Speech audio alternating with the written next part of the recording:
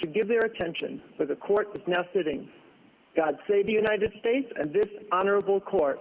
The first case we will argue today is case 19-715, Donald Trump versus Mazars USA. Mr. Strawbridge?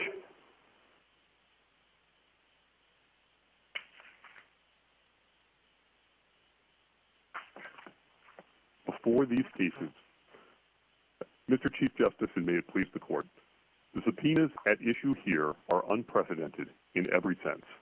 Before these cases, no court had ever upheld the use of Congress's subpoena power to demand the personal records of a sitting president, and no committee of Congress had even tried to compel production of such a broad swath of the president's personal papers, let alone for the stated purpose of considering potential legislation. There is a reason that this is the first time a congressional committee has attempted such a gambit. It has long been understood that because Congress's subpoena power is implied, it is auxiliary and subordinate. And when that power is deployed against the president, it must yield absent any long-standing tradition or particularly compelling showing of need. The committees can satisfy neither condition here, and that should decide this case. The committees contend that these subpoenas satisfy the limits this court has always applied to congressional subpoenas, but their arguments would render those limits meaningless. For example, they contend that this court should ignore the committee's avowed improper purpose so long as they simply tack on a broad reference to potential legislation. They claim that Congress can use subpoenas to uncover individual wrongdoing simply because that will always inform the sufficiency of existing laws. And they challenge this court's ability to even question the constitutionality of the potential legislation that they rely upon. The committee's obvious overreach is sufficient to invalidate these subpoenas even in a typical case, but the court simply does not proceed against the president as it does against an ordinary individual. And the committees have not even tried to show any critical legislative need for the documents these subpoenas seek. Now, it is no secret the relationship between the House of Representatives and the president is frayed, but this is neither the first nor the last time that one House of Congress will be at odds with the president. The rule that the court applies here will affect not only this president, but the presidency itself. The court should deny the committees the blank check they seek and reverse the decisions below. Mr. Strawbridge, I want to make sure that I understand the scope of your argument. Your brief begins by questioning whether the House has any power to subpoena presidential records, but you seem at the end of the brief to pull back from that. You say that such subpoenas, quote, press the outer limits of Congress's authority, end quote, and that there is every reason to doubt whether subpoenaing the personal documents of the president is a necessary incident of lawmaking.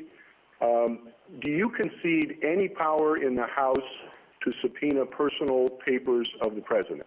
I think it is very hard to imagine that the House is ever going to have the power, pursuant to its legislative powers to subpoena the records of the president, because, quite frankly, the House has limited powers to regulate the presidency itself. So I think it's very difficult to imagine a situation where it's implied power to subpoena. Well, that's another formulation for what I was just focusing on. Difficult to imagine, a reason to doubt. In other words, is your position recognized? Does it recognize in a particular case that the Congress, the House, may have such authority, and that in such a case it would be for the courts to decide whether it's exceeded any bounds in that situation? Yes, we have argued that at a minimum this court should apply the demonstrated need standard that it is applied in other cases when there's an attempt to serve process that targets the president. So okay, so you say there is some power in the House. You think there's a high standard. I understand the House to concede there is some limit to its authority. So it sounds like at the end of the day, this is just another case where the courts are balancing the competing interests on either side. Is that the wrong way to look at it? Well, I don't think that we're asking this court to do anything different than it has to do in an ordinary case. We're just noting that the restraints upon the powers of Congress are emphasized in this case because this is a separation of powers dispute. And thank you, counsel. Justice Thomas?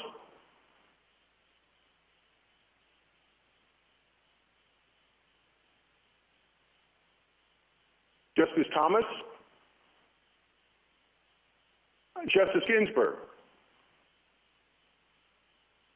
Counsel, in so many of these prior cases, there was a cooperation. For example, tax returns. Every president voluntarily turned over his tax returns. So it gets to be a pitched battle here because President Trump is the first one to refuse to do that. And initially he said because of an audit was ongoing. Now it seems to be broader than that. But the aura of this case is really sauce for the goose that served the gander as well. So how do you distinguish, say, Whitewater, when President Clinton's personal records were subpoenaed from his accountant, or even Hillary Clinton's law firm billing records were subpoenaed? It seems that in prior cases, you say this one is one of a kind, but it seems in prior cases there was a much greater collision of interests. Take the Nixon tapes. How do you distinguish all of those cases, Watergate, Whitewater, this Nixon tape case, the Paula Jones case? Well, Your Honor, we distinguish them in a number of ways. With respect to Watergate and Whitewater, obviously those are cases of relatively recent vintage, and in separation of powers disputes, this Court has generally, such as in Noel Canning, looked back for a much longer precedent for the type of issue that needs to be decided, examples of the encroachment upon the separation of powers. And the recent examples, and there are just a handful of them that the House identifies, are too recent, under that stricture, as the Court recognized in Southwest General. Now, it's also important to note that almost all of those cases, I think all of those cases, actually involve cooperative efforts. And as the Court recognized below, consent is not the measure of constitutionality. In none of those cases was there a challenge to the scope or to the power of the legislative committee in that case to request those documents. And I think Whitewater... Thank you, counsel. Justice Thomas. Yes, thank you, Chief. Counsel, I'm very interested in, do you think that there are any implied powers for the Congress to request or to subpoena private documents?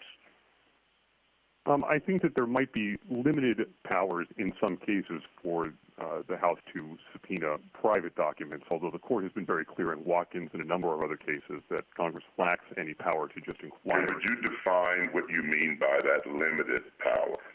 Well, I think that we don't quarrel with the general notion that Congress has some implied power to exercise its legislative powers, and we recognize that in some cases Congress has been able to seek information that would be directly relevant to its consideration of potential legislation. But as the D.C. Circuit recognized in Senate Select Committee and Judge Livingston recognized below, most often that's going to take the view of forward-looking information, perhaps aggregated information, and not an attempt to, reassemble a precise factual history.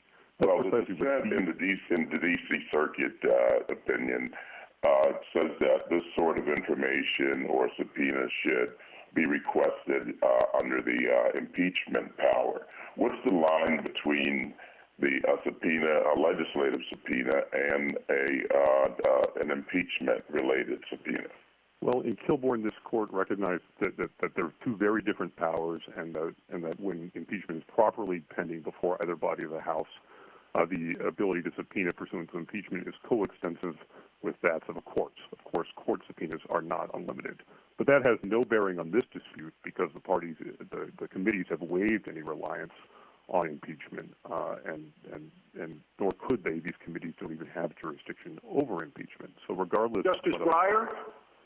Well, I'd like to follow up on both Justice Thomas's and Justice Ginsburg's questions. As to Justice Thomas' questions, are you saying that Sam Ervin's subpoenas, which were done under the legislative power at the time of Watergate, which were fairly broad, are you saying they were unlawful, that a court should not enforce them? Yes or no? And as to Justice Ginsburg's question, I would like to know why, since in Watergate and other cases, Watergate particularly, the court gave contested material involving the very workings of the presidential office to the prosecutor. Why isn't whatever standard applies to personal papers a weaker one, not a stronger one?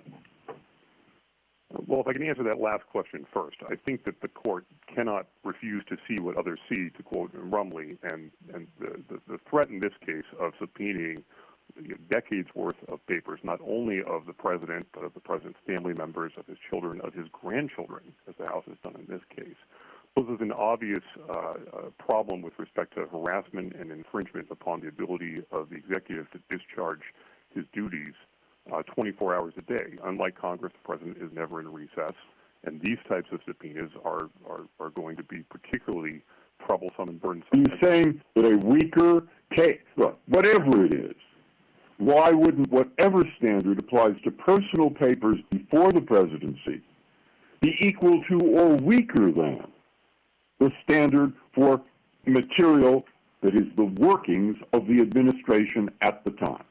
Well, setting aside any executive privilege concerns, which I understand is not the focus of your question, the answer is because this court has repeatedly emphasized in Kilbourne and Watkins and everywhere else that Congress lacks any power to inquire into the private affairs of any individual.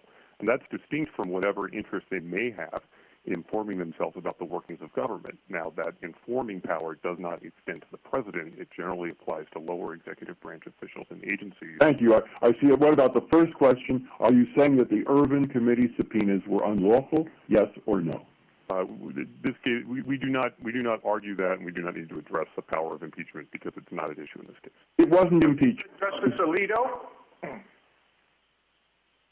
Counsel, are there any circumstances in which a House of Congress can justify a subpoena for a sitting president's personal records on the ground that it wants to use the president as a case study for possible broad regulatory legislation? I think it's difficult to imagine for a couple of reasons. One is, even setting aside the fact that it's the president, this court has always required some showing that the information being sought is pertinent. And I think that the swath and the scope of the subpoenas that are issued here create serious problems even in an ordinary case. But to directly answer the question, no. The president's personal papers are not related to anything having to do with the workings of government. And to empower the committees to simply declare him a useful case study is to open the door to all sorts of oppressive requests. You could have subpoenas directed seeking all of Jimmy Carter's financial history simply because he used to be a peanut farmer and they want a case study on agriculture. You could have all sorts of requests for medical records, for educational records, any imaginable detailed personal records, because Congress does have the general power to legislate in lots of areas.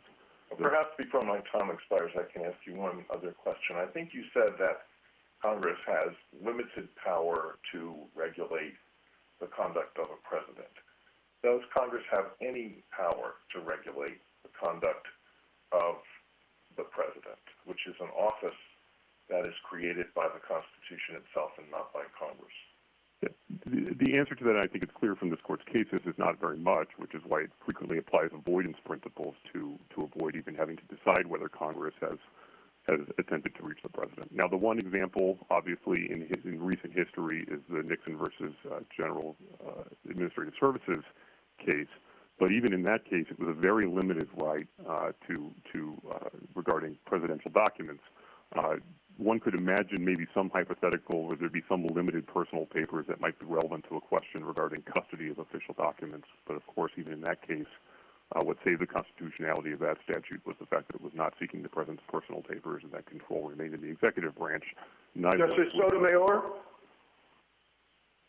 Counsel, there is a long, long history of Congress seeking records and getting them, as Justice Ginsburg pointed out, from presidents.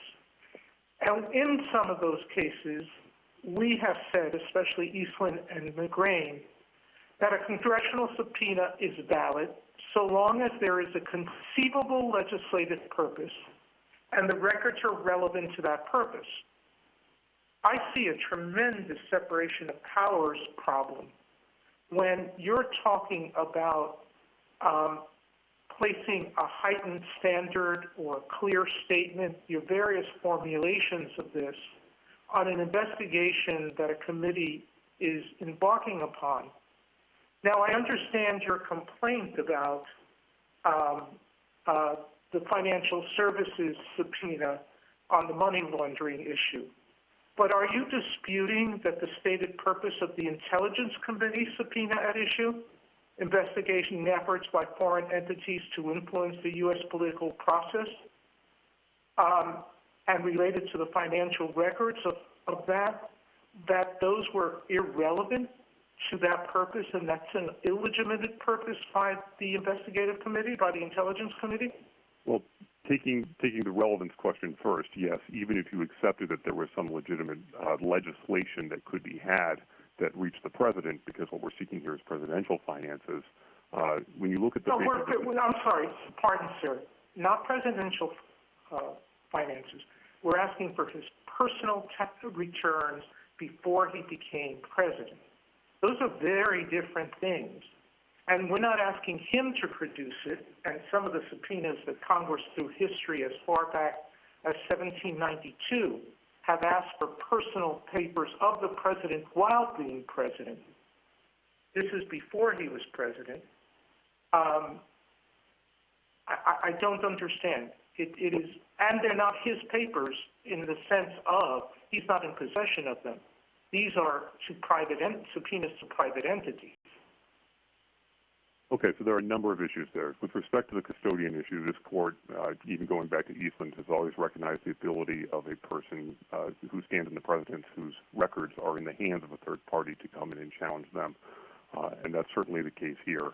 Well, those papers all have to do with executive privilege questions, and they're not personal papers.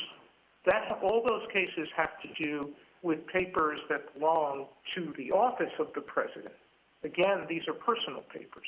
Well, briefly, counsel. Yeah, Eastland didn't even raise that issue. Eastland was, in fact, personal papers. But with respect, I guess the main point I would make is whatever presumption this court has previously applied in cases that involve separation of powers, it should not put any finger on the scale for Congress's asserted legislative power in this case. And indeed, in numerous separation of powers cases, starting with Kilbourne, the court has declined to extend any presumption that Congress had illegitimate power. That was also true below in the D.C. Circuit, in Tobin, in the Senate Select Committee case, and even in the AT&T cases.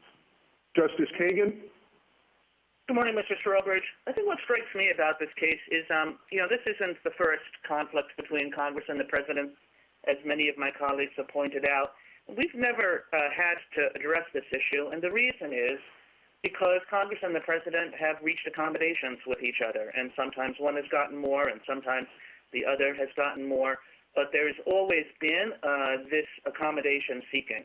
And what it seems to me you're asking us to do is to put a kind of 10-ton weight on the scales between the president and Congress, and essentially to make it impossible for Congress to perform oversight and to carry out its functions where the president is concerned. And you're quite right in what you said before, that this isn't going to be the last such case. And I wonder whether that fact isn't a good reason to reject your proposed rule.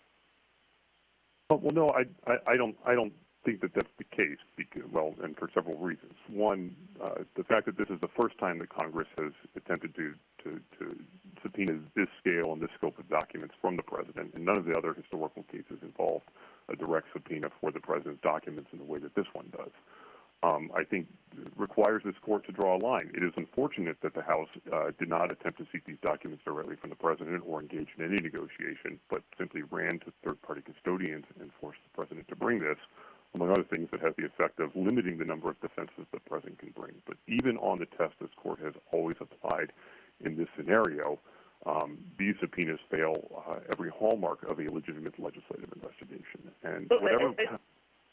Go ahead, sorry.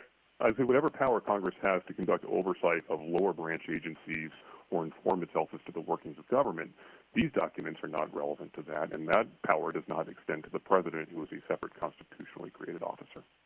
Yeah, I mean, I think some former presidents might contest the idea that this these subpoenas go further than has ever gone before. And this gets me back to what Justice Breyer has said, is that, these subpoenas are for personal records where the president is just a man. They're not for official records where the president might have executive privilege, where we have to worry about the conduct of governance and about the way the executive branch operates. And as with Justice Breyer, I guess I would like to hear your views on why that wouldn't suggest that there is a lower standard here, not a higher one. Well, because I guess because the fact that they seek personal documents doesn't mean that they're not targeting the president, and indeed both the Oversight Committee and the House Intelligence Committee have identified the president in his role as president as one of the motivating factors for their investigation. Secondly, as this court has noted, even in Clinton v. Jones, when it rejected a broader immunity argument, there's still a need to ensure that the president is not going to face undue harassment or distraction, and there's a necessity to accommodate him. We think that that's best accommodated in this case at a minimum by applying the demonstrated need standard, in which... Justice Gorsuch? Counsel, I'd like to pick up right there where you left off. You argue that there is no demonstrated need, no substantial legislative purpose. The House is before us, and I'm sure we're going to hear from them that there is a substantial legislative need. Why should we not defer to the House's views about its own legislative purposes? For several reasons, Justice Gorsuch. To begin, the subpoena power is an implied power, and this court made clear most recently in NFIB v. Sebelius that Congress cannot use its implied powers to challenge the structure of government. And a subpoena targeting the president's personal documents is a challenge to the separation of powers. In Morrison v. Olson as well, the court did not apply a presumption on either side of that dispute precisely because it was a battle between the branches. As Justice Scalia pointed out in his opinion, there's simply no need for a presumption on either side, whatever might normally apply in a case against an ordinary individual, because the president has his own powers that are created by the Constitution. And then, of course, this court, in a number of cases, as we describe, has recognized, going back to Chief Justice Marshall, that we do not proceed against the president as we do against an ordinary litigant. And so whether that was in Cheney, whether that was the limiting instruction given to the APA. I'm sorry to interrupt you, but I guess my question was more practical than that. Why is this subpoena not supported by a substantial legislative need? Well, I guess three answers. Congress has not really identified with any specificity what actual valid legislation it could enact that directly reaches the president. Even if it hasn't identified how documents going back upwards of 10 years, in some cases completely unlimited, and seeking the most minute financial details, not only about him, but his children and his grandchildren, every credit card swipe, every check, has anything to do with some purpose that would actually be permissible legislation. And I think that any allowance of the case study rationale that the House has relied upon for the Financial Services Committee is a door that opens to endless subpoenas and harassment anytime one party controls one House of Congress opposite from the president. Thank you, counsel. Justice Kavanaugh? Thank you, Chief Justice, and good morning, Mr. Strawbridge. On your argument that the Nixon demonstrated specific needs standard should apply, or the demonstrably critical standard, explain for me how that would play out in practice in a case like this. Well, in a case like this, obviously, where Congress is asserting its desire to enact general legislation, I think it's going to be very difficult. I don't hold out the possibility that they could meet the demonstrated need. I mean, I don't completely rule out that possibility, although I think it is telling that the House devoted all of one sentence to each of these subpoenas, attempting to just assert very broadly that they meet the demonstrated need criteria. But if there was some situation in which Congress was actually, had put forth a statute for which they needed some information to decide whether to enact the statute was valid, and for some reason the president's personal papers were necessary to inform Congress, then perhaps in that case it could meet the demonstrated need statute. I can't imagine that any of these subpoenas could come close, given how far back they look and how much of a dragnet they set up.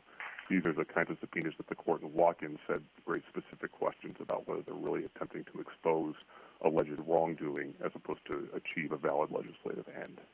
Secondly, following up on Justice Kagan's point about the future, on page 6 of your supplemental letter brief, you say that, quote, "It is likely that civil litigation over the subpoenas would have been foreclosed had the committee issued them to the president," end quote.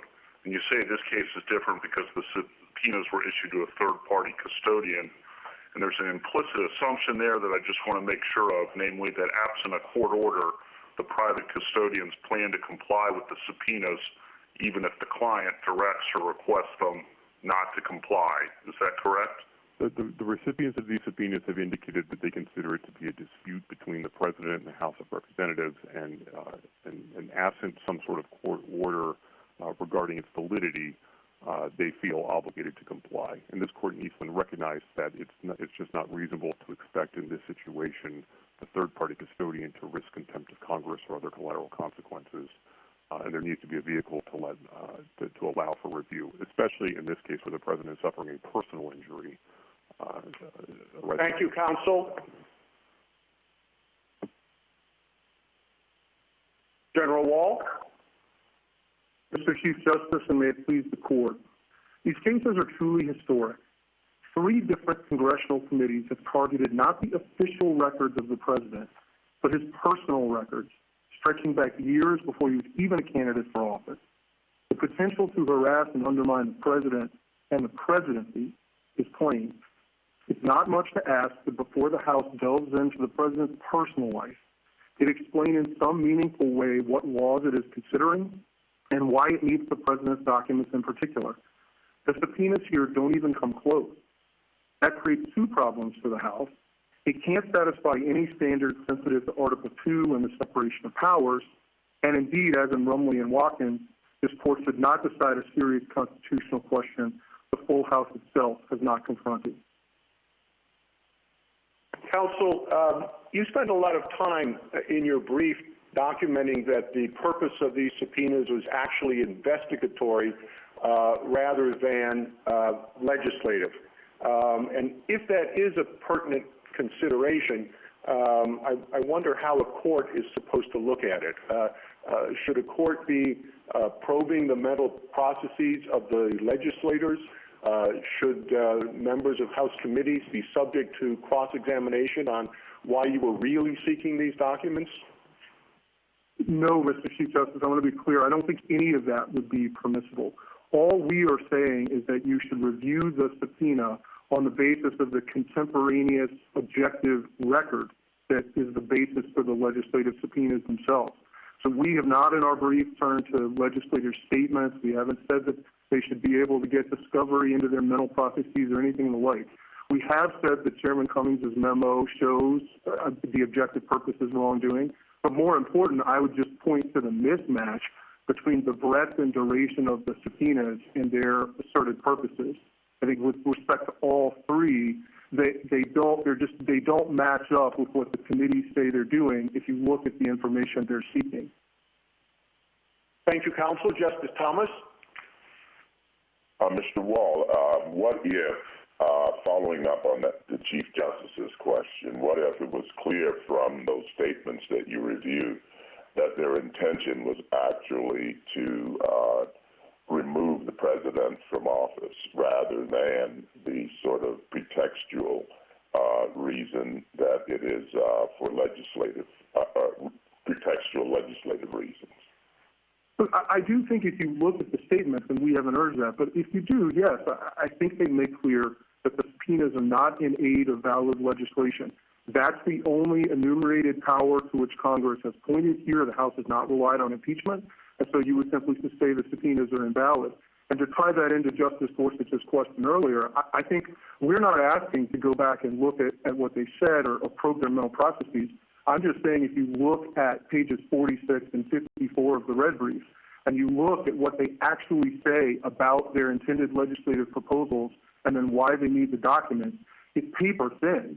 They don't give you any specifics on what they're thinking about doing or any specifics on why they need the documents. And that's not an accident. It's not the product of carelessness or thoughtlessness. It is because the purpose here is to expose wrongdoing, and the House has never really tried to substantiate why it needs these documents in service of its legislative powers. Thank you. Justice Ginsburg? One must investigate before legislation. The purpose of investigation is to frame the legislation. You don't have the legislation in mind. You want to explore what is the problem, what legislative change can reduce or eliminate the problem. So, for example, the Ethics in Government Act, Congress may decide that it needs to beef up that legislation. It may also decide that for financial disclosure purposes, there should be disclosure of tax returns. So those are legislative purposes. Investigate to see if you need legislation of that sort. And then to impugn Congress's motive. I mean, even the policeman on the beat, if he stops a car and gives the reason that the car went through a stop sign, we don't allow an investigation into what the subjective motive really was. So here you're distrusting Congress more than the cop on the beat. Justice Ginsburg, I absolutely agree that Congress can investigate in service of what legislation might be needed. Our submission is much more modest. That when that inquiry involves the president, that you need a somewhat higher standard with respect to purpose, because the room for regulating the president is so much narrower than it is with respect to private parties. And on the need side, because of the dangers of harassing and distracting and undermining the president. And that's a common theme that runs through the court cases, that the president gets some measure of heightened protection because you can't proceed against the president as against an ordinary litigant. And all I'm saying is that Congress hasn't met that standard here. How did that work out in the Paula Jones? Justice Breyer? Following this up, assume, as I do, that for reasons set out in an opinion by Judge Griffiths, that we're not very good courts at deciding disputes between two powerful political branches. So it should be rare. But if it is in front of us, why not apply the standard that is ordinarily applied to every human being in the United States in respect to, for example, grand jury subpoenas?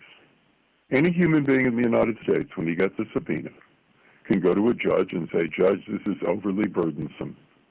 And then he has a chance to show it. And here, if it's the president, the court's already written in Paula Jones 2 or 3 paragraphs of the kinds of things that a president has that are special need not to take his time, etc. But would you object to a decision of this court that says apply that, taking into account the special needs of the presidency, just like other human beings sometimes have special needs. They might be an emergency medical worker, etc. I would, Justice Breyer, on 2 grounds. First, the court and the D.C. Circuit have rejected the analogy to grand jury subpoenas served by prosecutors. These are legislative subpoenas, not subpoenas issued by the executive branch for entirely different interests, and they trigger different concerns. These subpoenas need to be in aid of valid legislation, not as a prosecutor's subpoena to probe wrongdoing. And the second is, I to take both your question and I think what Justice Ginsburg is going to get at, we do think the analogy to Clinton v. Jones is actually helpful. The court there rejected an absolute immunity, but said the president was entitled to some special protections. And we're here saying the court should take exactly the same approach. We're not saying the House has no power to get at the records of the sitting president. We're saying that it needs to satisfy a heightened standard, because if it doesn't, these requests will become routine, and that weapon in the standing arsenal of the houses of Congress will, I think, be routinely deployed in a way that harms both the separation of powers and that undermines the presidency. Justice Alito? Could you apply the standard that you think is appropriate to the subpoena from the House Intelligence Committee? Sure, Justice Alito. So there, the Intelligence Committee says that it's investigating foreign influence in recent elections, but the subpoena goes back to 2010. It doesn't link in any way to foreign transactions, and it targets only the president. I have no idea why one would serve a subpoena that broad, both in breadth and duration, if what one is concerned about is a far more specific topic that would apply, I would think, to federal candidates more generally and more narrowly to foreign transactions and to more recent transactions. And there is nothing in the red brief that explains the mismatch. On the other side, the Financial Services Committee says it's investigating money laundering after the 2008 financial crisis, but its subpoena only goes back to the middle of 2016, and again, it targets the president. None of this makes any sense if what you are doing is in aid of legislation. Justice Ginsburg referred to legislation concerning disclosure requirements that would apply to the president, and there's also mention of conflict of interest legislation that might apply to the president. Does Congress have the power to regulate the president in these ways? I think it's very unlikely on the conflict of interest side, Justice Alito, that even the D.C. Circuit did not rely on that because of the serious constitutional questions it would pose if you disabled the executive from managing some part of the executive branch. I think the financial disclosures are the hardest, and I guess what I would say is, if the House in its brief that explains with any specificity what it might want to do to the Ethics in Government Act and why then it needs the president's documents, we could have that debate. I think the room is probably narrow, but the United States is not saying there's no room. But we don't even get there because all they say is we might want to amend the EGA, CEG HR1, which is a bill the House passed before it even issued these subpoenas. And so it's very hard to sort of shoot at a target in the dark. I don't know what the House wants to do with any specificity, so it's hard to say whether that's valid legislation. Justice Sotomayor? Mr. Wall, that's the issue, isn't it? Which is, until Congress investigates, A, it doesn't have a chance to determine what might be valid, and B, we don't have a chance then to look at an actual law and say it may or may not be valid. You're asking a court, in the guise of a heightened review standard, to speculate as to legislation that's not in effect yet. But I want to go back to the subpoenas at issue and their breadth. You note that the Intelligence Committee goes back 10 years, but I think it's fairly common knowledge that Mr. Trump, before he was president, was thinking about running for president for a very long period of time. Why is it that Congress can't believe that looking at long-standing relationships and how those relationships changed or didn't change is important to knowing what undue influence might be occurring? Mr. Sotomayor, if it wants to do that, our submission is just a fairly modest one. It needs to do more than wave its hands about general purposes and say that the president would be a useful case study for prospective and generally applicable laws. Again, I'm not denying. Mr. Wall, in what other setting does any investigative body have to do more than what was done here? I would point to the prosecutor in Nixon. For private records. Well, this particular question hasn't come up to the court before in a constitutional context. But in Nixon, of course, the prosecutor had to show demonstrated specific need. In the Senate Select Committee case, the Congressional Committee had to show... Please, I don't want you to go to executive privilege cases. I want you to go to papers that indisputably had nothing to do with Mr. Trump while he was a private person. They're not asking for these records post being president. They're asking for these records pre-being president. I think that makes the problem worse, not better, Justice Sotomayor. They're targeting the personal life of the president before he was a candidate for office. That raises, granted, somewhat different, but deeply troubling and equally problematic constitutional concerns that you will harass on. Justice Kagan? Mr. Wall, I'd like to go back to your use of Clinton v. Jones, because I had read that case differently. Of course, Clinton says that you're supposed to treat the president's requests with respect when the president says, like, I need a deposition scheduled at a different time, or can we have written interrogatories rather than a deposition? But the fundamental claim of presidential immunity or even presidential difference was rejected in that case. And I suppose what I'd like to know about your argument, I read your brief and I read the president's own brief, and no place do you make a case as to why these particular subpoenas place a particular burden on the president such that he will be prevented from carrying out his constitutional responsibilities. And that's what I took Clinton v. Jones to be saying, is that's the kind of thing a president has to come in and show, a sort of case-specific argument about burden on the president. And are you making that kind of argument at all? Well, yes and no. Not if what you mean by burden is sort of compiling and delivering the documents to the House. Yes, if what you mean by burden is what I think the Clinton v. Jones meant, which is harassing and undermining the president. Now, exactly these subpoenas, well, I mean, I think you have to look at it as undermining the president. I mean, the point of some of those suits is presumably to harass and undermine the president, and the court let them go, let them proceed. And it said the only thing we're going to be concerned about is if you come into us and say, in defending those suits, you're going to be prevented from performing the responsibilities that we, the nation, need you to perform. Are you making an argument of that kind?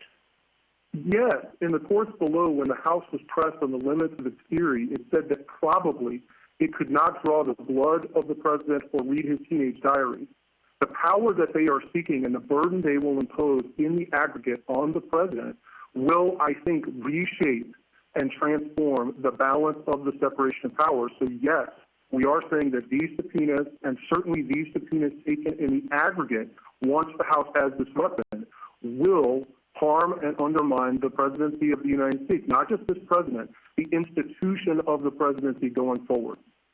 Justice Gorsuch? Counsel, I believe in earlier discussions with Justice Alito, you indicated that Congress might be able to regulate in the area of financial disclosures of the president. And that is one of the interests the House has asserted here. What more would you require the House to do to assert that interest? What would be enough, in your mind, to demonstrate the heightened need you suggest is needed? I don't think it has to go provision by provision, Justice Gorsuch, or anything like that. But I do think it's got to describe the possible legislation with enough specificity to enable meaningful judicial review. So we know the president's required to disclose certain things from the Ethics in Government Act. Well, let me stop you there. I'm sorry to interrupt, but let me stop you there. Let's say the House says we're considering legislation on whether to require presidential candidates to disclose their tax returns for a set number of years. Would that be sufficient? And if not, why not? I think that might be, and then you'd have to look at what they were going after from the various campaigns. It wouldn't get you anywhere near these subpoenas or targeting the president, of course. But at least in your hypothetical, they'd be identifying with some detail, some specificity, what they were thinking about doing, and then it would tee up what I think is the hard constitutional question of what's the space for Congress in regulating a constitutionally created officer like the president with respect to disclosures. And that's frankly a hard question. That's the hardest of all the possible legislation they've pointed to. I don't see how we can have that debate in this case because they haven't even enabled meaningful judicial review. And that's a fact that I think should cut against the House, not against the president.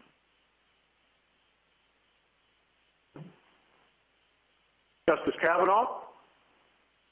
Thank you, Mr. Chief Justice, and good morning, Mr. Wall. I want to make sure we touch on one of your procedural arguments. You say that the full House needs to authorize the subpoenas. The other side, the House, argues that Resolution 507 did so. What's your response to that? The response, Justice Kavanaugh, is that 507, if you look at its terms, it's both a rubber stamp and a blank check. It purports to authorize anything and everything that ever has been done or will be done by the committees. It falls short then even of the fairly meager resolutions in Rumley and Watkins, which at least described general purposes, general legislative topics. This gets back to my colloquy with Justice Gorsuch. And here we're talking about the president. So I know that 3 committee chairmen understood what they were doing. I don't think 218 members of the House have understood that they understand the gravity of the constitutional question they're teeing up. And so the court often requires a clear statement from Congress when the separation of powers is at issue. We say the same thing here. That's the cleanest and narrowest way to dispose of this case. Second question, history and practice matter quite a bit in separation of powers cases, as you know.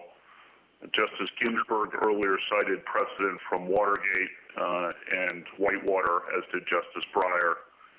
Can you respond, and those dealt with legislative subpoenas, can you respond to those points about those precedents?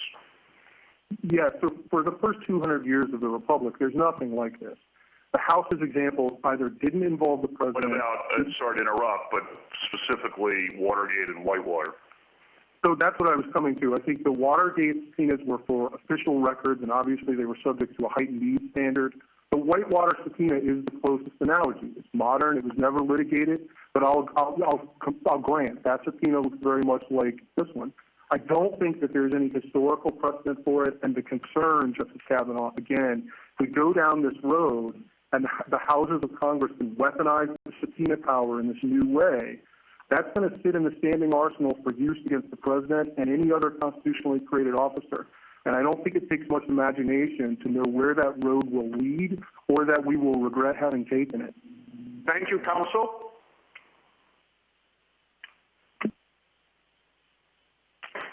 Mr. Letter? Yes, Mr. Chief Justice, and may it please the court, I would like to jump right in and address some of the very key points that have been made by my friends here. Mr. Wall, my very good friend, Mr. Wall, said that the legislation here doesn't match up. Mr. Wall referred the court to the wrong pages of our brief. If you look at pages 17 through 36, you see that we discuss in great detail the purposes of the investigations and the subpoenas, and indeed the D.C. Circuit said that, in telling terms, the House has put legislation where its mouth is. We have specifically provided bills. Mr. Wall said that the full House did not confront the subpoenas. Page 241 of the appendix, I refer you to, where the House specifically referred to these very subpoenas, these specific ones. And I don't think Mr. Wall really meant that to say that the members, 218 members of the House, did not know what they were doing when they passed that. That obviously is not a valid argument to be made.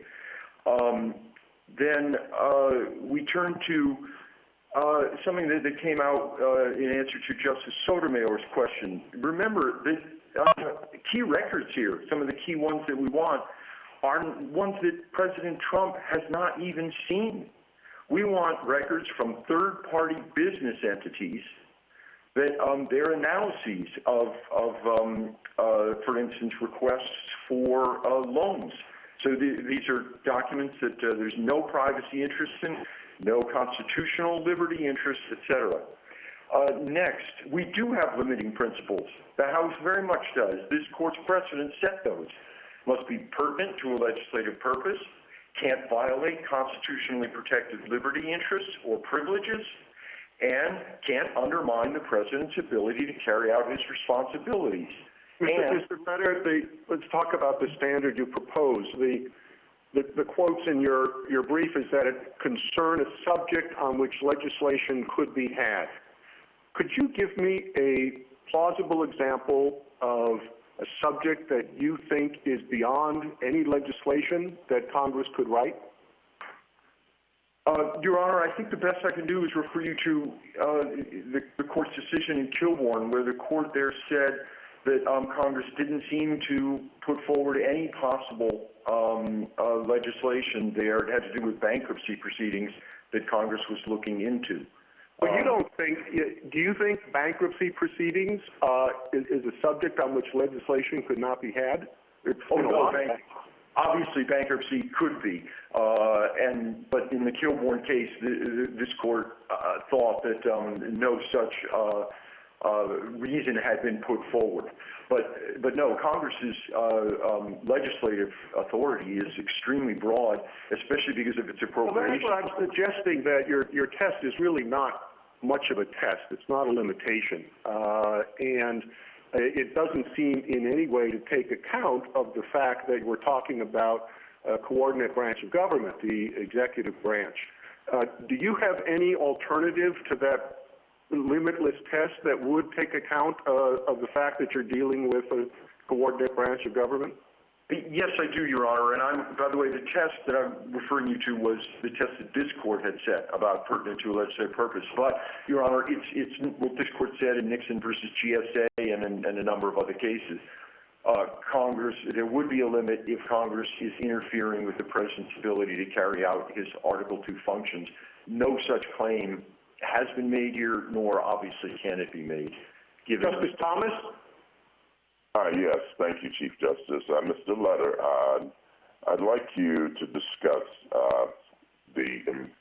how the power, the legislative subpoena power, is implied, or how we arrive at that power. Because I think that's part of why we're wandering around in the wilderness trying to determine what standards we are to use.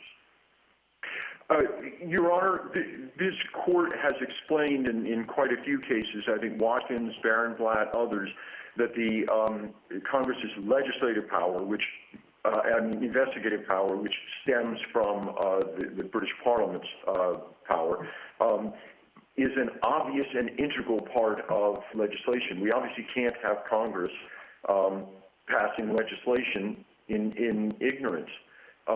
And this court has said, for instance, most recently in Franchise Tax Board, that just because a power is something to be implied doesn't mean that it's not important. For instance, this court's power of judicial review, that's nowhere mentioned in the Constitution. So the power to investigate. Another example of a power that, a legislative power that is implied.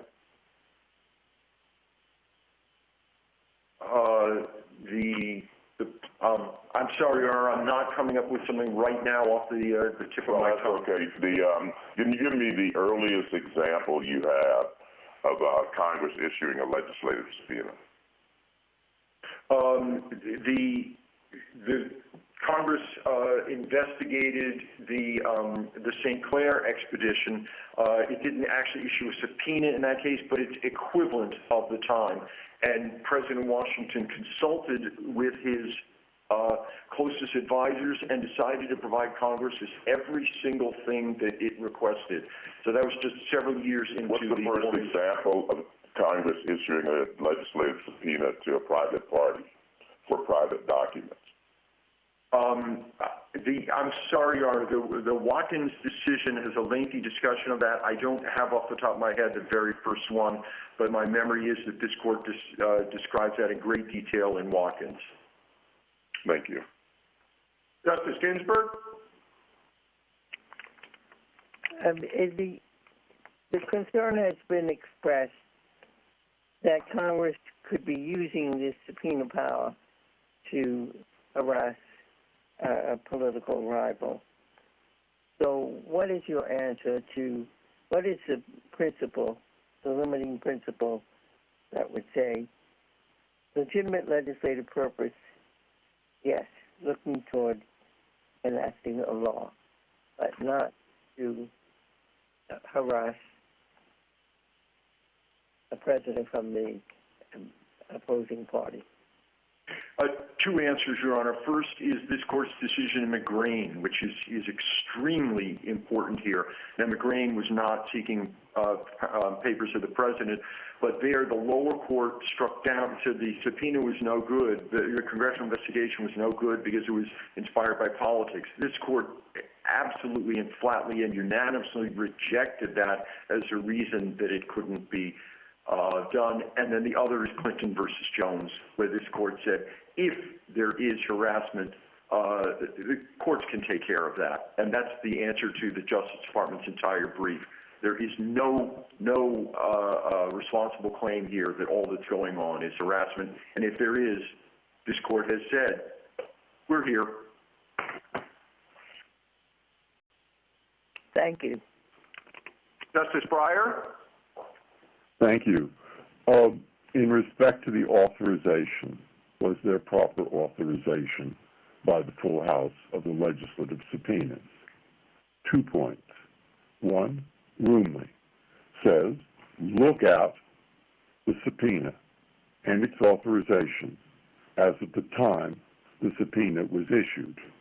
Here, perhaps, the time that it was challenged first, before the later authorization in the full House was passed. 2, compare it with the Senate Select Committee on Presidential Campaign Activities v. Nixon. Look at the authorization. The authorization there is highly detailed, highly specific, and it suggests they could go after the information held by any person, presumably including the president. This authorization, which came after the challenge, in fact, writes a pretty blank check for anything without detail. Now, those are arguments made by the other side. I'd like to hear what you say. Thank you, Justice Breyer. Several responses, and I'll try to be quick. First, McGreen, this court said very, very clearly, you don't just look at the authorization. There was no authorization there. Second, yes, Resolution 507 is in part broadly worded, but it is extremely specific in its third whereas clause. Right there on page 241, it refers to these very specific subpoenas. And in addition, authorization is much different now in a modern Congress. The modern Congress has authorized committee chairs has authorized committees to issue subpoenas, and those committees then have, in general, delegated that authority to its chairs. So the modern Congress, there clearly is authorization to committee chairs to issue these subpoenas, and as I said, if there's any doubt at all about that, the full House ratified these very specific subpoenas. Before or after Roomley? I mean, before or after they were issued and challenged? This is after they were issued and challenged. The issuance, as I said, is authorized by House rules, which this court has said it will not examine. And then the full House, because there were arguments made, the full House said, oh, no, we authorize these exact subpoenas. We ratify the issuance of these subpoenas. It is extremely clearly worded, page 241A of the petition appendix. Thank you. Justice Alito? Mr. Letter, I was somewhat baffled by your answer to Justice Ginsburg about the use of congressional subpoenas for purposes of harassing a president. Your final answer was the courts can take care of that, but that's the issue here, whether something should be done to prevent the use of these subpoenas for the harassment of a president. But could you explain what you meant? Absolutely, Justice Alito. This court in Clinton versus Jones and in other cases like Nixon versus GSA has said we are here to protect the president if there is harassment from Congress or private individuals. And here, there clearly, though, is, we think, valid legislative purposes. The four courts below all found that there was. I don't want to cut you off, but I have very limited time. So your answer is that the protection against the use of a subpoena for harassment is simply the assessment whether the subpoena is conceivably, is relevant to some conceivable legislative purpose. Correct. That's what the court has said, but also, again, Clinton versus Jones and Nixon versus GSA. And that's not much protection. In fact, that's no protection, isn't it? It is protection, Your Honor, if what Congress is doing is interfering with the president's ability to do his job. These subpoenas are to private parties. The president does not need to do anything. When you talk about interfering with the president's ability to do his job, do you mean this is going to take up too much of his time? Or does that include the potential for the use of subpoenas solely for harassment and political purposes? Your Honor, if they were solely for harassment, then they wouldn't meet the standards of they have to be pertinent to a legislative purpose. So I think the combination of all of those provides ample protection, but there's no... You were not able to give the Chief Justice even one example of a subpoena that would not be pertinent to some conceivable legislative purpose, were you? As I said, Your Honor, that's correct, because this court itself has said Congress's power to legislate is extremely broad, especially when you take into account appropriations. Well, so the end result is that there is no protection whatsoever in your view. And maybe this is the correct answer, but in your view, there is really no protection against the use of congressional subpoenas for the purpose of preventing the harassment of a president, because the only requirement is that the subpoena be relevant to a conceivable legislative purpose, and you can't think of a single example of a subpoena that wouldn't meet that test.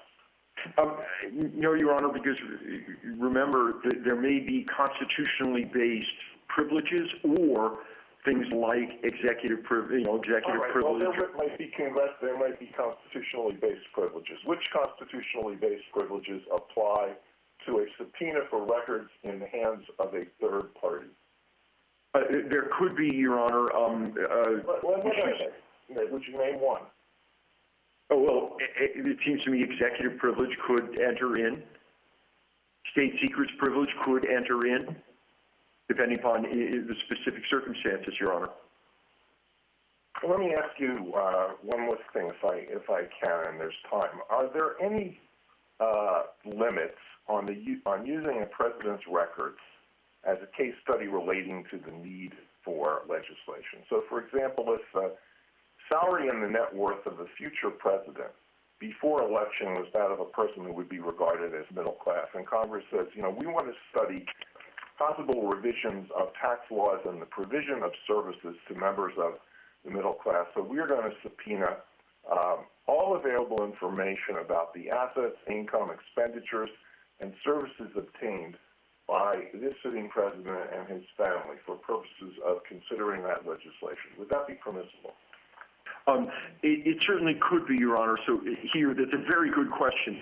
Here, remember, the Financial Services Committee is doing an extremely broad investigation of a financial services sector, and there's massive public reporting that before he became president, President Trump's personal records and his businesses and his family have been heavily involved in those very activities.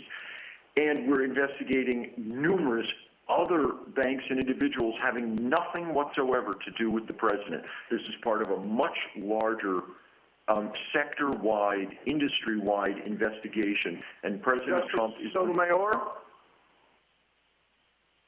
Counsel, we have said that personal records, with the aim of making the president a case study, threatened to run afoul of this court teaching that there is no congressional power to expose for the sake of exposure.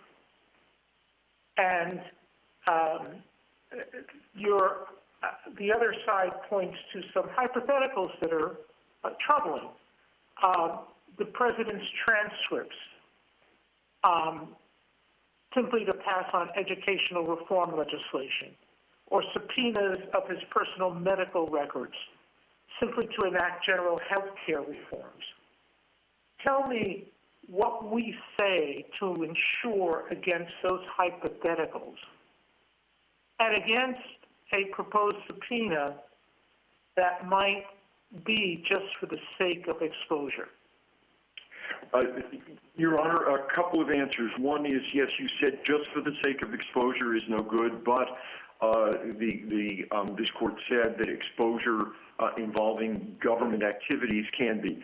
Pertinence would be the key. Pertinence to a valid legislative purpose.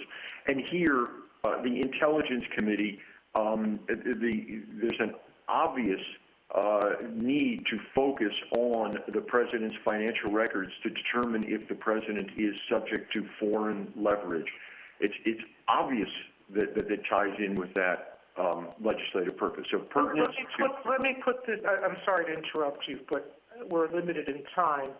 On that issue of what laws are possible, I can see the argument on conflicts of law, but aren't there already a lot of disclosure laws in place? How could this investigation help improve those or change those? I assume what Your Honor is referring to is disclosure laws by the president, and so we would have to look to see exactly what the Oversight Committee was looking at. Do we need better laws about conflicts of interest? Do we need better laws about, for example, a president dealing in contracts with government agencies? The Congress could limit government agencies' ability to enter into or keep contracts with elected public officials. In addition, Congress maybe would want to provide for more exposure of assets and conflicts of interest. One last question. Was the breadth of these subpoenas litigated below? Yes, Your Honor. Yes, Your Honor. Those exact claims were made, and they are discussed in great detail by the Second Circuit and the D.C. Circuit. So those were fully litigated below. Justice Kagan.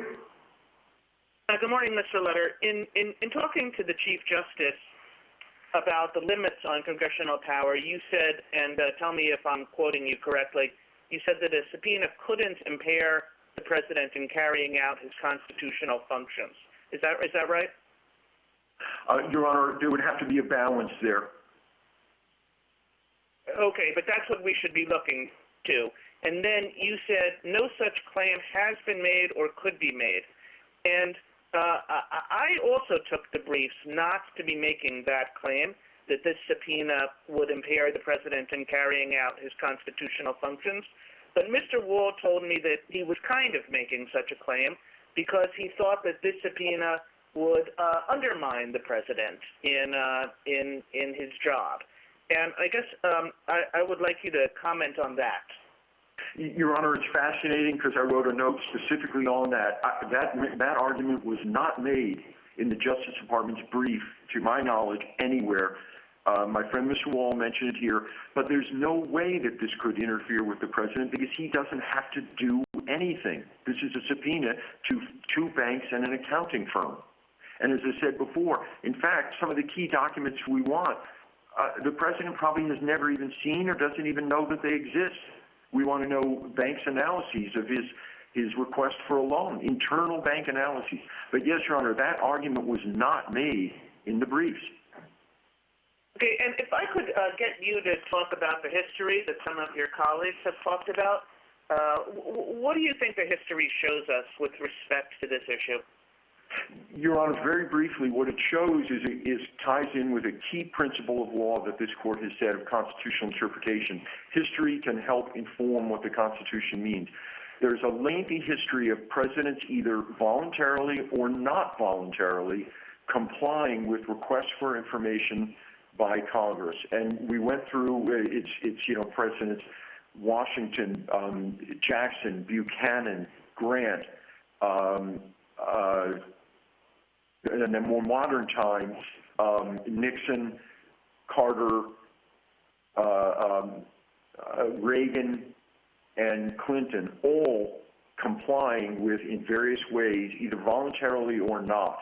For instance, in the Nixon case, Nixon voluntarily provided certain tax returns. He didn't provide all of them.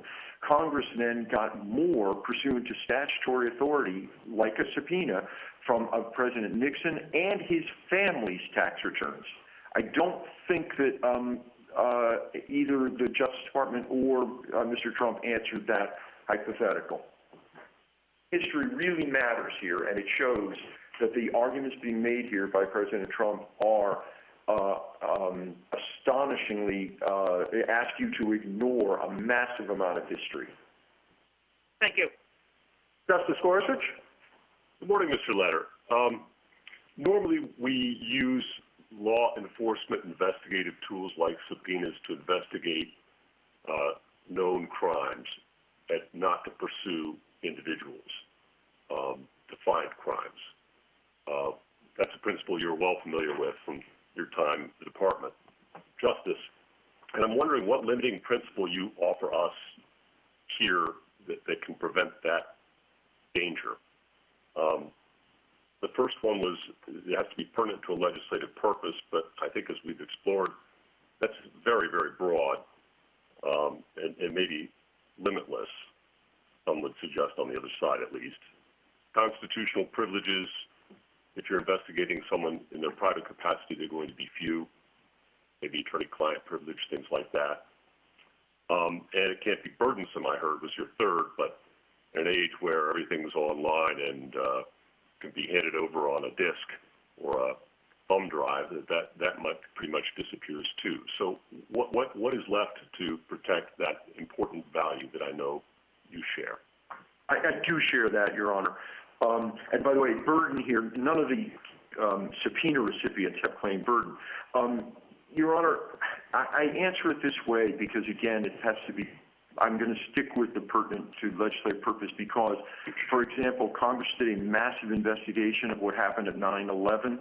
Obviously, a lot of that. Let me stop you there. If that's where you're going to go, and I thought that might be, Mr. Letter. I apologize for interrupting, but I would think a federal prosecutor might say that an investigation of an individual could be pertinent to a criminal investigative purpose too, because there's so many federal crimes out there, and it's possible this person jaywalked or failed to pay his taxes or whatever his concern is. That's a legitimate investigatory purpose for sure. So what takes us out of that realm and that concern? Your Honor, I think this will largely depend on the courts. The only thing I can suggest that takes it out of that concern is, as we know, Congress can't prosecute, but as we know, it clearly can look into criminal activity in order to figure out whether the criminal laws should be changed. The most obvious example would be this court's decision just a little while ago overturning a key criminal conviction involving white-collar crime. Obviously, Congress could do a very thorough investigation of that to determine whether to pass a different criminal law statute that would actually make it a crime to do what was done in Bridgegate. So it's going to be very difficult to separate the two and say that what Congress is doing in looking into criminal activity for the purposes of determining if the FBI is doing a good job and needs more money, or whether to amend the criminal statutes. There's going to be an extremely rare case where that is going to be invalid on Congress's part. Justice Kavanaugh? Thank you, Mr. Chief Justice, and good morning, Mr. Letter. I want to follow up on the line of questioning that several of my colleagues have pursued, the Chief Justice, Justice Ginsburg, Justice Alito, Justice Kagan, and others, which I think come down to the idea of limitless authority and how to deal with that. The other side says that allowing these subpoenas and subpoenas like these, say for medical records, would be a grave threat to future presidencies. It would be open season, they say, on private records of anyone who is president, and maybe other government officials too. And they worry about the harassing nature of subpoenas like that. You say, and Justice Gorsuch was just exploring this, it's okay so long as it's pertinent to a legislative purpose. But I think everyone has explored with you that just about everything can be characterized in terms of a subpoena as pertinent to a legislative purpose. I don't think you could answer the Chief Justice's question about something that wasn't. And the question then boils down to how can we both protect the House's interests in obtaining information it needs to legislate, but also protect the presidency? How can the court balance those interests? I guess the thing I would say is why not employ the demonstrably critical standard or something like that, this is what the other side would say, as something that's borrowed from a different context, but that might serve to balance the strong competing concerns here. Your Honor, that's a very good question. I have several responses. The first one goes to the last thing you said about why not employ a demonstrably critical test. I don't know how the courts would do that without violating the separation of powers. I was reminded recently by the congressional leaders that often they're doing investigations. They don't know where the legislation might go at that point. So I don't know how you would force Congress to show some sort of demonstrably critical well, wouldn't it be the same way that it's shown in an investigation where executive privilege is asserted, and the demonstrably critical standard in that context has been the tried and true method for about 50 years? Because then, Your Honor, you could demand that the executive branch show that its reason for seeking something outweighs the executive privilege claim. But here, and remember, we're not dealing with executive privilege at all. These are financial business records. It's difficult to see how these could ever come within that kind of balance that would override Congress's authority to do investigation. The one other thing I can suggest, obviously, is this court has suggested, I believe, is the voters, but also Nixon versus Fitzgerald, where this court said that the president has absolute immunity from certain kinds of claims. The court said specifically that one of the reasons that's okay is because we have congressional oversight of the president. This court specifically used that to justify absolute immunity for the president in other areas. And last is Clinton versus Jones. This court... Can I interrupt right there? What about medical records? Your Honor, medical records of the president would, I think, almost always be not pertinent to valid legislative purpose. On the other hand, why not? The 25th Amendment, they certainly would be pertinent. Why wouldn't they be pertinent to, say,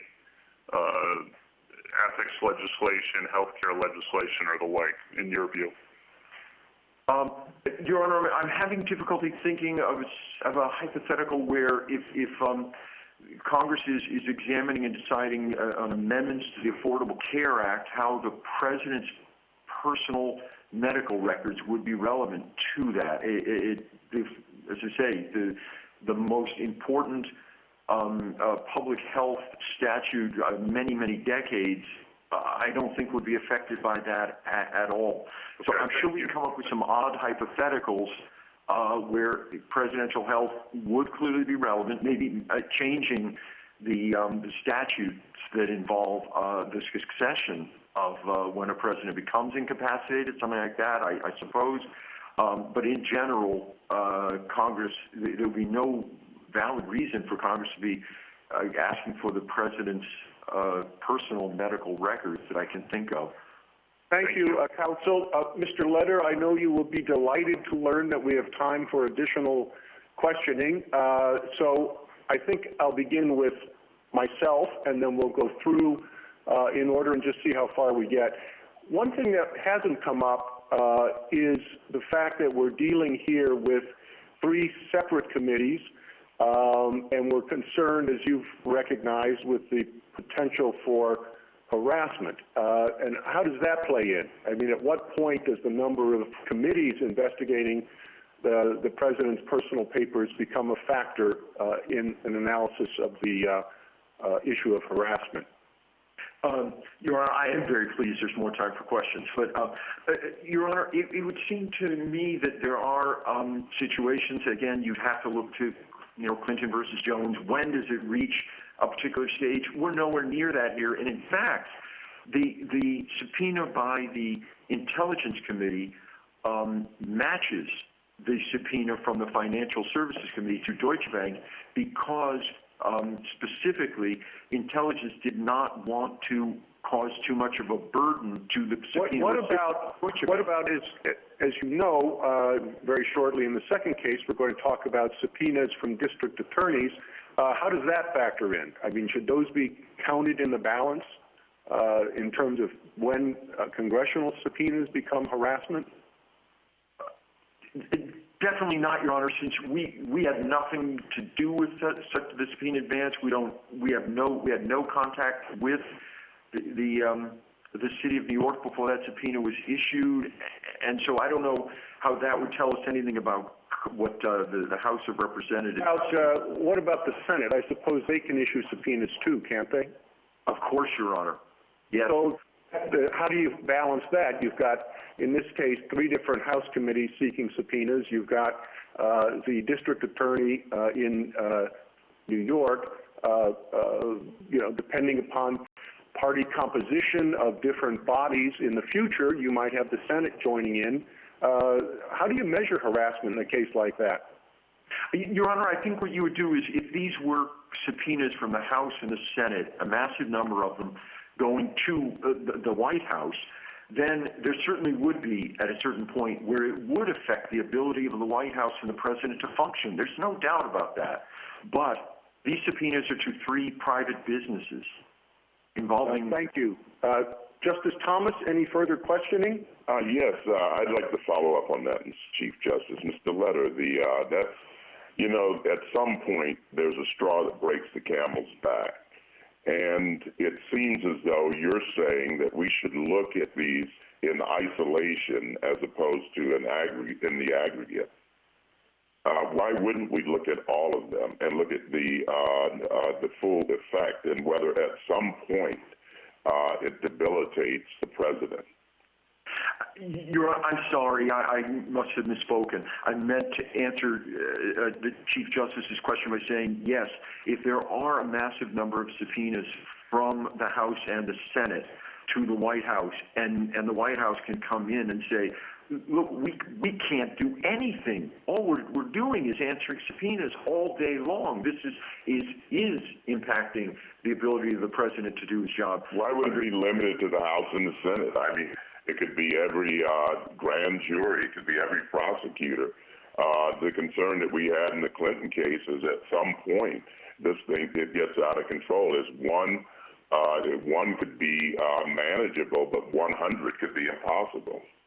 And Your Honor is right. And therefore, if our subpoenas were on top of numerous others from grand juries around the United States, you could look at that. But let me emphasize one more time, our subpoenas the 3 are not to the president. They are to private business entities. Nothing is required of the president here for these subpoenas to be fully complied with. Not a single thing is required of the president or the White House. Justice Ginsburg, we all know it's about the president. Justice Ginsburg, any further questioning? No, I'll pass. Justice Breyer. Yes, you've emphasized it goes to a private person and it's for tax returns. But the subpoenas that I've seen go far beyond that. They apply to 15 Trump-affiliated entities. They ask for all documents related to opening of accounts, due diligence, closing, requests for information by other parties, etc. Now, that's a lot of information, and some of it's pretty vague. And if somebody subpoenaed you for that information, or subpoenaed your tax accountant, or subpoenaed somebody in your business, wouldn't you at least want to know what was being turned over? Wouldn't you want to ask them? And might that not take time? And might that not take effort? So my problem is there may be burdens here, third party or not, and not just political burdens. The job of the House and Senate, in part, as the president, is politics. That doesn't bother me. But the Clinton v. Jones information does bother me. And the fact that what I hold today will also apply to a future Senator McCarthy asking a future Franklin Roosevelt or Harry Truman exactly the same questions, that bothers me. So what do I do? Justice Breyer, I fully understand that concern. None of the subpoena recipients have complained about burden. The reason these subpoenas go back a ways is because, as you know... I'm sorry to interrupt you. I'm not talking about their burden. I'm talking about the president's burden in having to monitor, decide if there are privileges, figure out what his answers are to all those documents you are requesting, which go, in my opinion, way, way, way beyond just tax returns. Two answers, Your Honor. Yes, we're going far beyond tax returns, but no privilege claim has been made in this case. No party, nobody has raised a privilege claim. Second is we're investigating, for instance, among other things, money laundering. Money laundering requires looking at a whole range of financial activity. What we're doing here is exactly the kind of thing that Senate and House staff do when they're looking at financial sector and what kinds of reforms should be made to the banking industry. Let me say one more time, there has been no claim of privilege here. There has been no claim that there is a burden, no claim whatsoever. So those may be relevant in different cases, but certainly not this one. Justice Alito? If one House of Congress were to subpoena personal records in the hands of a third party regarding a member of the other House, let's say someone in a leadership position in the other House, do you think that the doctrine of separation of powers would impose any limitation on that subpoena? Very interesting question. Your Honor, the first thing that comes to mind, though, is wouldn't that violate the speech or debate clause? Remember, no member of either the House or Senate can be questioned anywhere else. And so if there's a request for records, if it's tied in any way to the legislative functions of that senator or House member, that would be invalid. Well, let's say that it's similar to the subpoenas here. So they don't have anything to do with the performance of the legislative function. They are records regarding the personal activities of this individual, purely personal activities. And we can even say that they concern things that were done before the person was elected to Congress. But you still, and does part of your hypothetical include that they would nevertheless be pertinent to a legislative purpose? Pertinent to a legislative purpose. Then the committee wants to use someone in the leadership position in the other House as a case study for possible legislation. If it met, then your hypothetical, I think that would be a valid subpoena. I'm not aware that it has ever happened in the history of the House or Senate. I don't know of anything that would be like that. Justice Sotomayor, anything further? Yes, that's the whole point, though, isn't it? Justice Alito is raising this hypothetical because he says, shouldn't then we look at history? And it's only modern history where committees have asked for personal papers. So he presumably would discount that. And he would say, shouldn't we respect the separation of powers, that what's personal to the president is similarly personal to a congressperson? Justice Sotomayor, I have to disagree strongly with one thing you said, a key part. No, the history, we have history of Congress seeking personal papers of Jackson, Buchanan, Grant, et cetera. No, there's been lots of seeking of personal papers by Congress for many, many decades. This is not just a modern practice at all. So Mr. Leonard, I'm wondering if I could ask you to comment on a potential difference between, on the one hand, the Oversight and Intelligence Committee subpoenas, and on the other hand, the Financial Services subpoena. The first two subpoenas address the president directly, the financial disclosures that the president makes, conflicts of interest, foreign involvement in presidential campaigns. But the Banking Committee, Financial Services Committee, was taking a much broader scope, and when that's true, when the Congress doesn't seem to be looking into the president, but in a much broader topic. Might there not be some heightened need for Congress to say why it is that they're focusing on presidential records for that purpose? Your Honor, I think that still would raise major separation of powers problems, as a court would have the court would ask chairmen of various committees to come and testify as to what they were doing and why. You're certainly right in your description. There are 11 subpoenas issued by financial services to members of, banks, et cetera. And only 2 of them have to do, 3 subpoenas, 2 entities, have to do with the president. This is a much, much broader investigation. And last is, there's massive public reporting about the subjects of these subpoenas and their banking practices. And Deutsche Bank and Capital One have both been sanctioned many millions of dollars by banking regulators for failing to properly comply with money laundering law. Justice Gorsuch, anything further? No, Chief, thank you. Justice Kavanaugh. Yes, thank you, Chief Justice. And Mr. Letter, I want to follow up on Justice Alito's question. And this really goes to the fact, I think, that there's concern about what the limiting principle is here. I think pertinent to a legislative purpose is almost no limiting principle at all. At least I think that's what some of the questions have explored. And his hypothetical about a committee would start subpoenaing members of Congress of the other house or of the other party. And you said, well, that hasn't happened. But isn't the whole point that once you start down this road and this court articulates too low a standard, that something like that will start happening? That's the concern that I heard identified, or that I took away from that hypothetical. So I want to give you a chance to respond to that hypothetical of why it wouldn't spiral.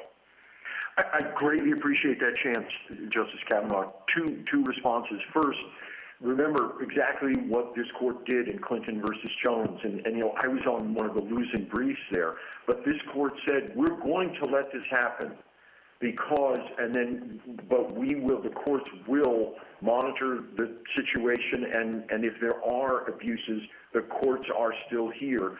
In addition, the Justice Alito's hypothetical, I also realize it might be there getting into things like privilege information or information involving constitutional liberty interests, and that's what this court has struck down criminal convictions, et cetera, for subpoenas that do involve. Well, if it was personal records exactly identical to the personal records here, but from members of Congress, none of those would apply, presumably, at least under what you've articulated so far today.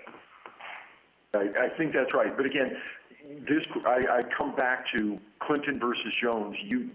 This court issued a very clear decision saying we're going to allow this one, but obviously the courts are going to monitor this. So if, contrary to what has happened in the past, over our lengthy history, if there are situations when the president's ability to do his job is being undermined, thank goodness the courts still exist and they are there to take care of it. Mr. Letter, would you like to take a minute to wrap up? Your Honor, I greatly appreciate that. I'm sorry, just flipping back to my notes, I apologize. As I was saying before, remember that some of the key records here are ones that the president has never seen and never had anything to do with, and we asked the court to focus on the specific subpoenas in this case because we're not dealing with what-ifs here. We're not dealing with situations where a lot of the Justice Department argument focuses on. As I said before, fortunately, this court exists to fix those kinds of situations should they arise. Thank you, Mr. Letter. Mr. Strawbridge, you have 2 minutes for rebuttal. Thank you, Mr. Chief Justice. You know, my friend from the other side struggled with every hypothetical that he was given about his ability to set some sort of limiting principle or some category of information or documents about the president that would not be obtainable under his theory. And I think that's very telling because there are no limits to their theories. And in particular, let's just consider the example that was given regarding medical records. There's no reason under his theory why the president and his family and his grandchildren could not be declared useful case studies, and therefore Congress would send out a subpoena for their medical records. For that matter, the president eats and drinks like everybody else, and Congress naturally has the ability to regulate food safety. But that does not mean that Congress can subpoena medical records or even the president's DNA. My friend refused to even rule out that hypothetical categorically below, and I think it's telling that he can't provide any meaningful limit today. And I think that's consonant with the fact that they failed to consider what their actual legislative need is. This is an implied power in aid of legislation. It's not a free-ranging warrant to investigate wrongdoing going back 10 years. He cites to a laundry list of legislative proposals, almost all of which were passed before these subpoenas even issued, and at no point in the argument section of their brief or today does he try to tie any particular legislative proposal specifically to the president, the finances, let alone the vast swath of documents that they seek here. This is not an attempt to preserve the separation of powers. It's an attempt to eviscerate that. On that point, I wanted to note, in response to Justice Breyer's question, which I may have misunderstood, the Senate Watergate Committee, in fact, did serve congressional subpoenas under the legislative power, and applying the heightened need standard, the D.C. Circuit invalidated it, just as this court invalidated the attempt to hold in contempt somebody in Kilbourne when it violated the separation of powers, just as the lower courts, every time separation of powers has squarely been presented, has invalidated it. These subpoenas are overreaching. They are an obvious distraction. They are going to multiply if this court accepts the path that the House is attempting to lay. The decisions below should be reversed. Thank you. Thank you, counsel. The case is submitted.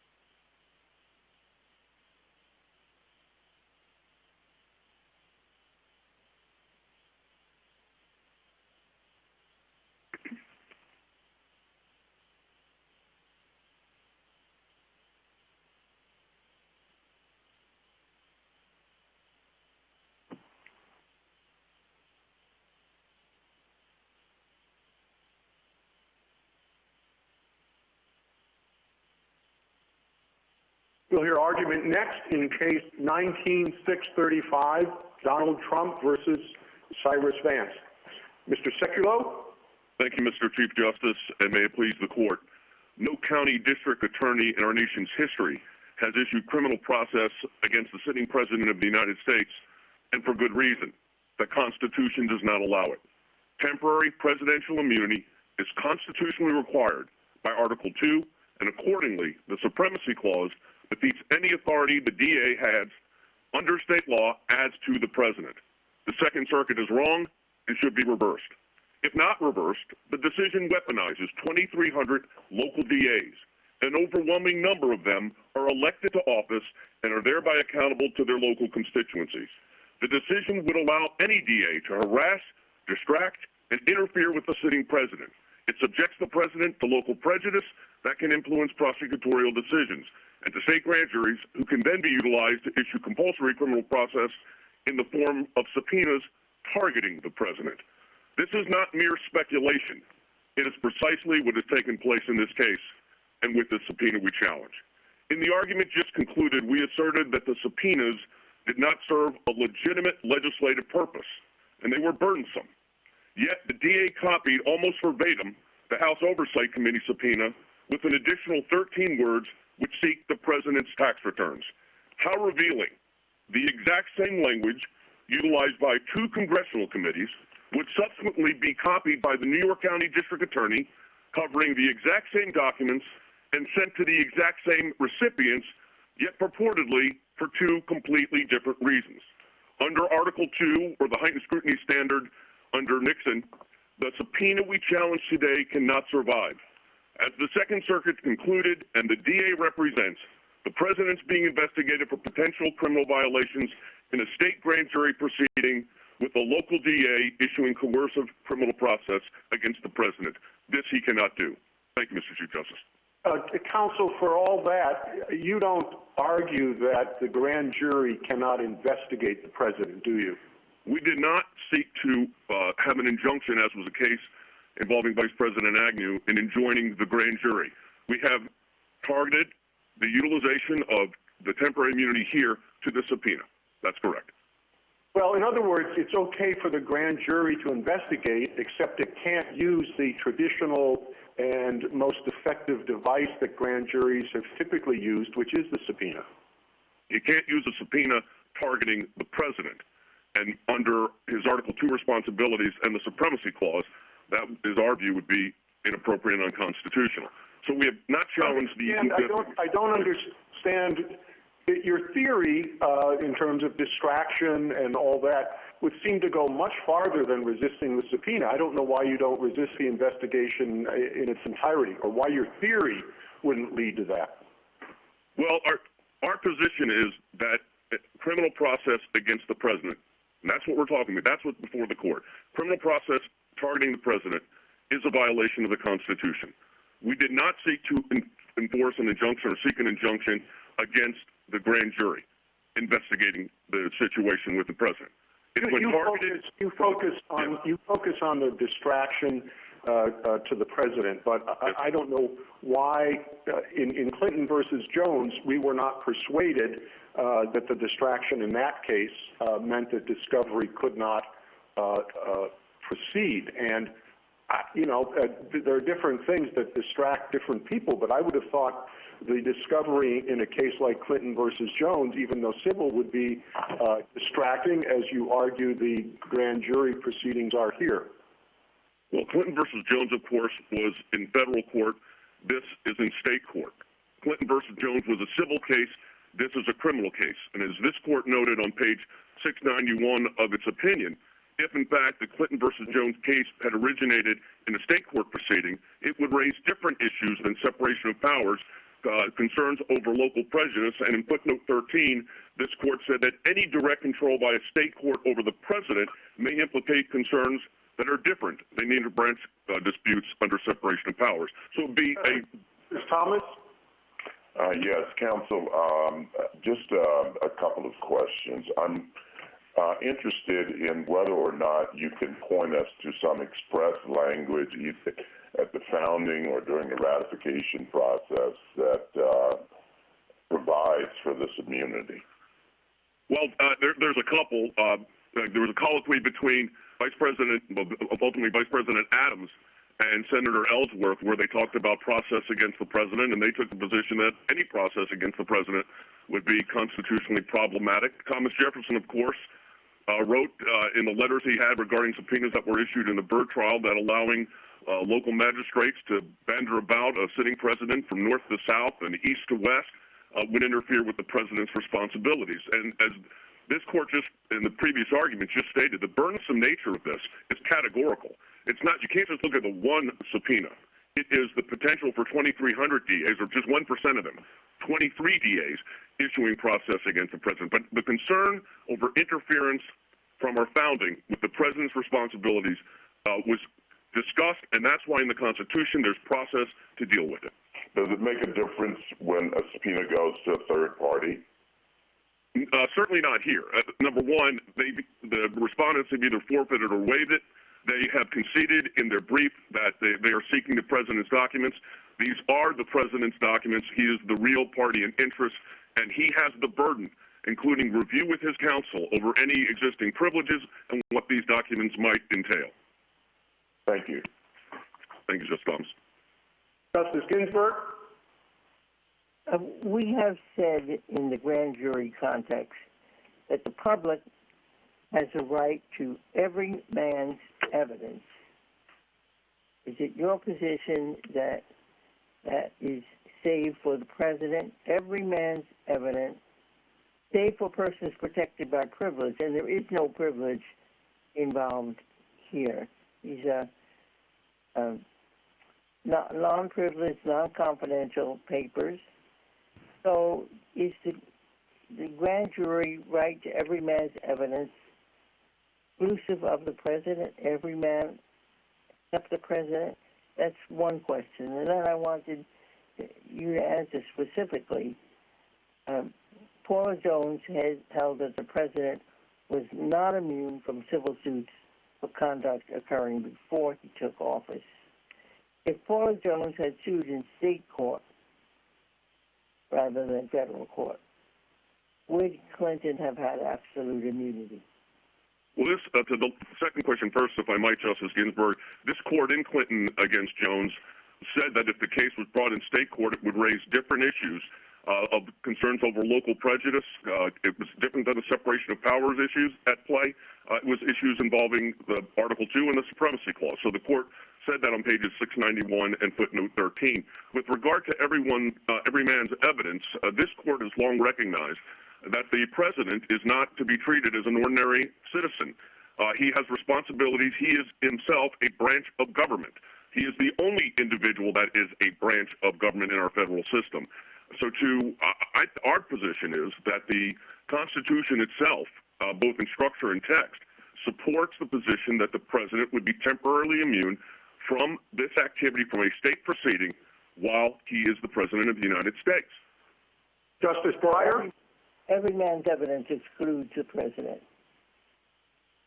If I may, Mr. Chief Justice, Justice Ginsburg, it's not that it excludes the president. The president is not to be treated as an ordinary citizen, and this is a temporary immunity.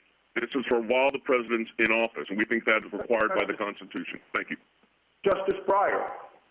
Well, you make a point of the 2,300 district attorneys, but of course in Clinton v. Jones there might be 1 million, I don't know, tens of thousands of people who might bring lawsuits. Perhaps all of them were unfounded, but they could file the paper. Why isn't it sufficient just to apply ordinary standards? I gather ordinarily any person who gets a subpoena can come in and say it's unduly burdensome. And what counts as unduly burdensome for a doctor who's in the middle of an operation might be very different from a person who's a salesman. And similarly for the president, all the factors you raise could come in under the title unduly burdensome. So why not just go back? Let the president say, I'll show you precisely how this is burdensome. I'm going to spend time, effort, working all these things out, figuring out what they mean, etc. And if he shows undue burden and lack of connection, he wins, and otherwise not. That's true of every person. That's Clinton v. Jones. Why not the same here? Justice Breyer, the hypothetical you just gave, I think, proves the point. By the time you were to prepare, review, analyze the various requests, just in these three cases that we have today, shows the burdensome nature. And then to require the President of the United States, and as you raised in your opinion, in a concurring opinion in Clinton versus Jones, that burden is being met just by us being here. But to require the President to have to respond to each and every state district attorney that would like he would hire you, and he'd hire a lawyer to list what the burdens are. That wouldn't take a lot of time. And then he wouldn't be burdened because you'd go in and say what the burdens are. And if you're right, you win that case. They are saying the other side, there are no burdens here. Well, you say there are. So send it back and let them figure out what they are. I think doing that establishes the problem with an analysis of a case-by-case analysis. For instance, in this very case, in this subpoena found on page 118A and 19 of the petition appendix, there's a list of documents that are extensive. You would have to meet with the President of the United States. I mean, could you imagine just for a moment, Justice Breyer, that and you said let's assume the President were to hire me, that I'm going to call the President of the United States today and say, I know you're handling a pandemic right now for the United States, but I need to spend a couple of 2 to 3 hours with you going over a subpoena of documents that are wanted by here, the New York County District Attorney. I know you're busy, but can you carve me out 2 hours? Justice Alito? Are there at least some circumstances in which the U.S. Constitution would permit a local prosecutor to subpoena records containing information about a sitting president? So think of this situation. Suppose that the prosecutor has good reason to believe that the records contain information that is not available from any other source about whether a third party committed a crime, and suppose that waiting until the end of the president's term would make the prosecution of that crime impossible or at least very difficult. Would you say that at least in that circumstance it would be permissible for the grand jury subpoena to be enforced? In a state court proceeding, the issues of time and burden are still there. Now, in U.S. v. Nixon, that was a case where the President was a witness, and the documents were asked for, and this court said it should be handed over. But in that case, it was very clear that the President was a witness, and the attorney, the independent counsel there, Leon Jaworski, specifically stated to this court that the President was not a target. So if we had a pure witness standpoint, while it's a different case, the same constitutional principles would be at play, but here we're talking about criminal process targeting a president. Well, was the answer that that would be permissible if the prosecutor were willing to say that the president was not a target, whatever that means? Well, it would mean that it's constitutionally permissible. It would raise different issues for the president to consider. But constitutionally, I think that I have to be very clear here. That constitutionally, under Article 2 in the Supremacy Clause, as to a state court proceeding here, we think even as a witness, it raises serious issues. Obviously, a very different case than this, but serious issues nonetheless. Thank you. Thank you, counsel. Justice Sotomayor? Counsel, it seems that you're asking for a broadness of immunity that Justice Thomas pointed out is nowhere in the Constitution. And in fact, the Constitution protects against presidential interference with state criminal proceedings. It doesn't allow the president to pardon offenders for state prosecutions or state criminal convictions. And yet, I find it odd that if you want us to rule that there's essentially an absolute immunity from investigative powers, the height of a state's police powers, and that we would permit a civil damages case by a private litigant, which we did in Clinton. Prosecutors have ethical obligations with respect to grand jury investigations. They have to keep those investigations secret. They can be prosecuted if they leak that information, don't we usually presume that state courts and state prosecutors act as they should and in good faith? Even if you were to assume that... If you let me finish. And doesn't the president always have the opportunity to show that a particular subpoena, in fact, was issued in bad faith? The president was given that opportunity here, and a affidavit, I understand, was filed under seal, setting forth the reasonable grounds for the investigation. I'm not sure why he's entitled to more immunity for private acts than he should be for public acts.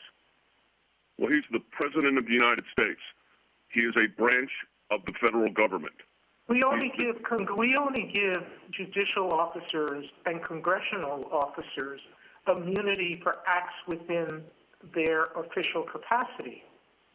If they don't, if judges sexually harass someone, we've said that's not within judicial functions, they can be sued. If congressmen do the same thing, they can be sued. So my question still comes. You're asking for a broader immunity than anyone else gets. Well, we're asking for a temporary... We have time for a brief answer, counsel. I will. We're asking for temporary presidential immunity. I would point out that under New York state law, witnesses before a grand jury are not sworn to secrecy. They can state that they testified and what the nature of their testimony was. I'd also like to point out that there are hundreds of members of the United States Congress and 100 members of the United States Senate. There is one president. Thank you. Justice Kagan?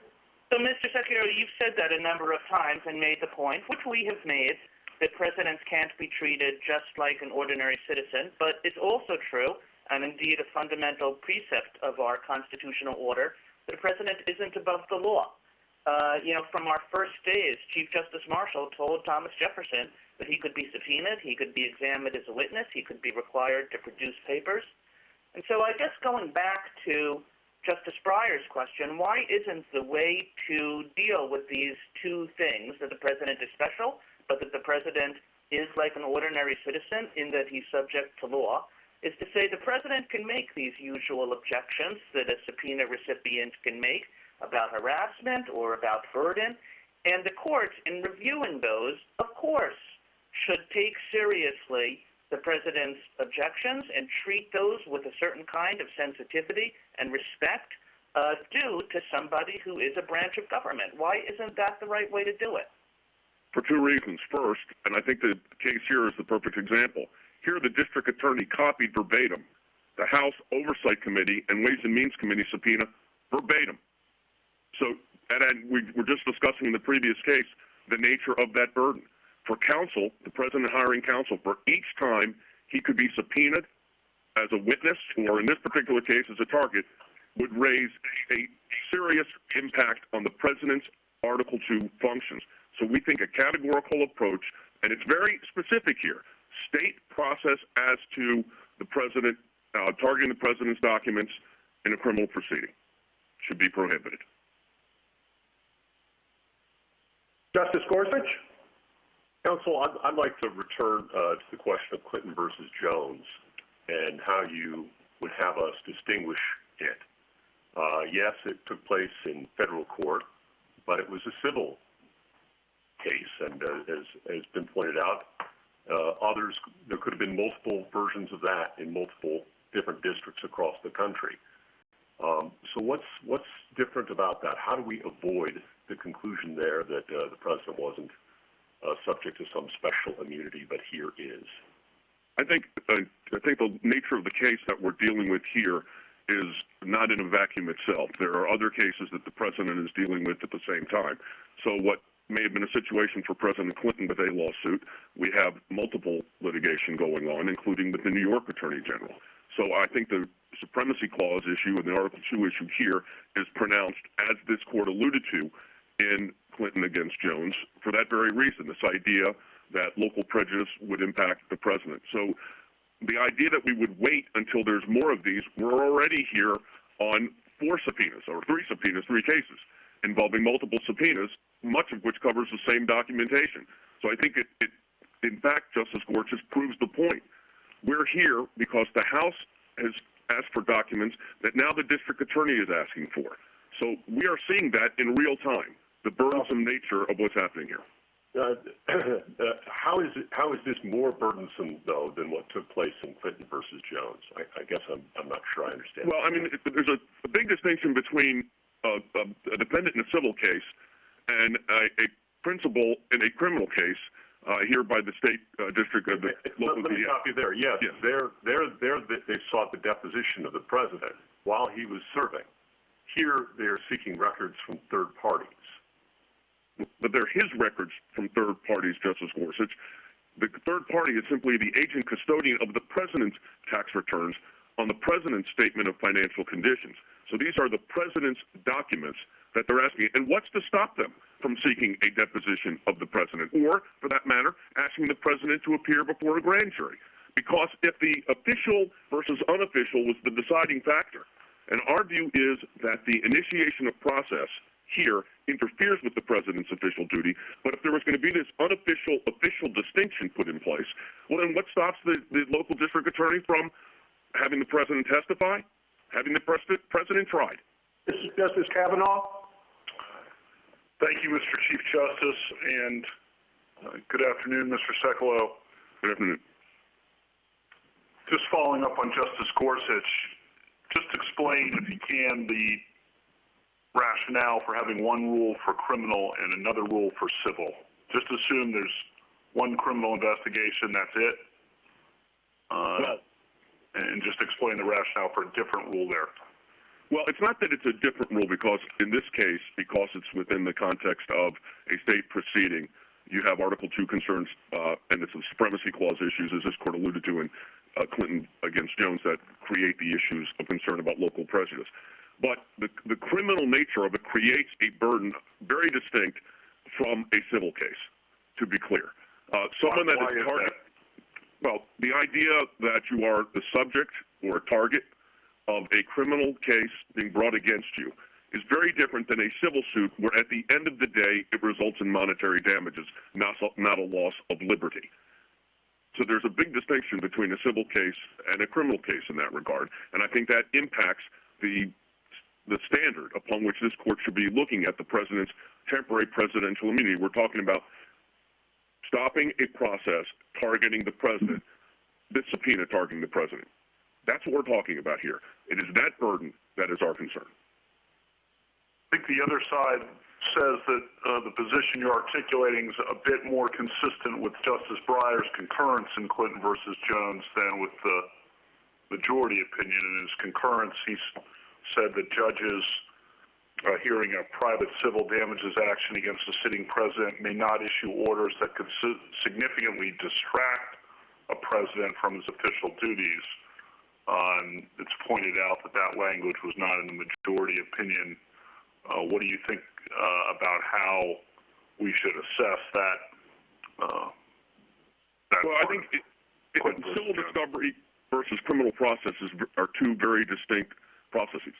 And in a civil context, in a civil proceeding, we have the federal rules of civil procedure in the federal court that govern how that process goes forward, and federal judges can take into various considerations, especially dealing with the president.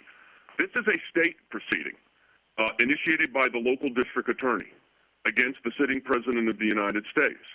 So our concern here is the nature of the proceeding itself is why we view categorically that a subpoena targeting the president and his records here would be violated. Sorry to interrupt. How do you deal with statute of limitations issues?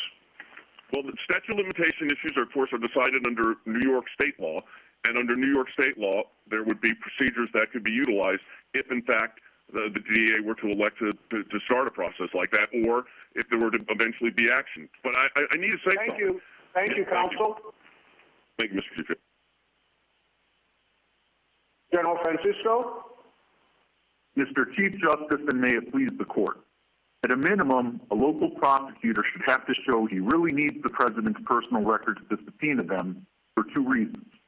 First, as the court suggested in Clinton against Jones, state proceedings can pose a greater threat to the presidency.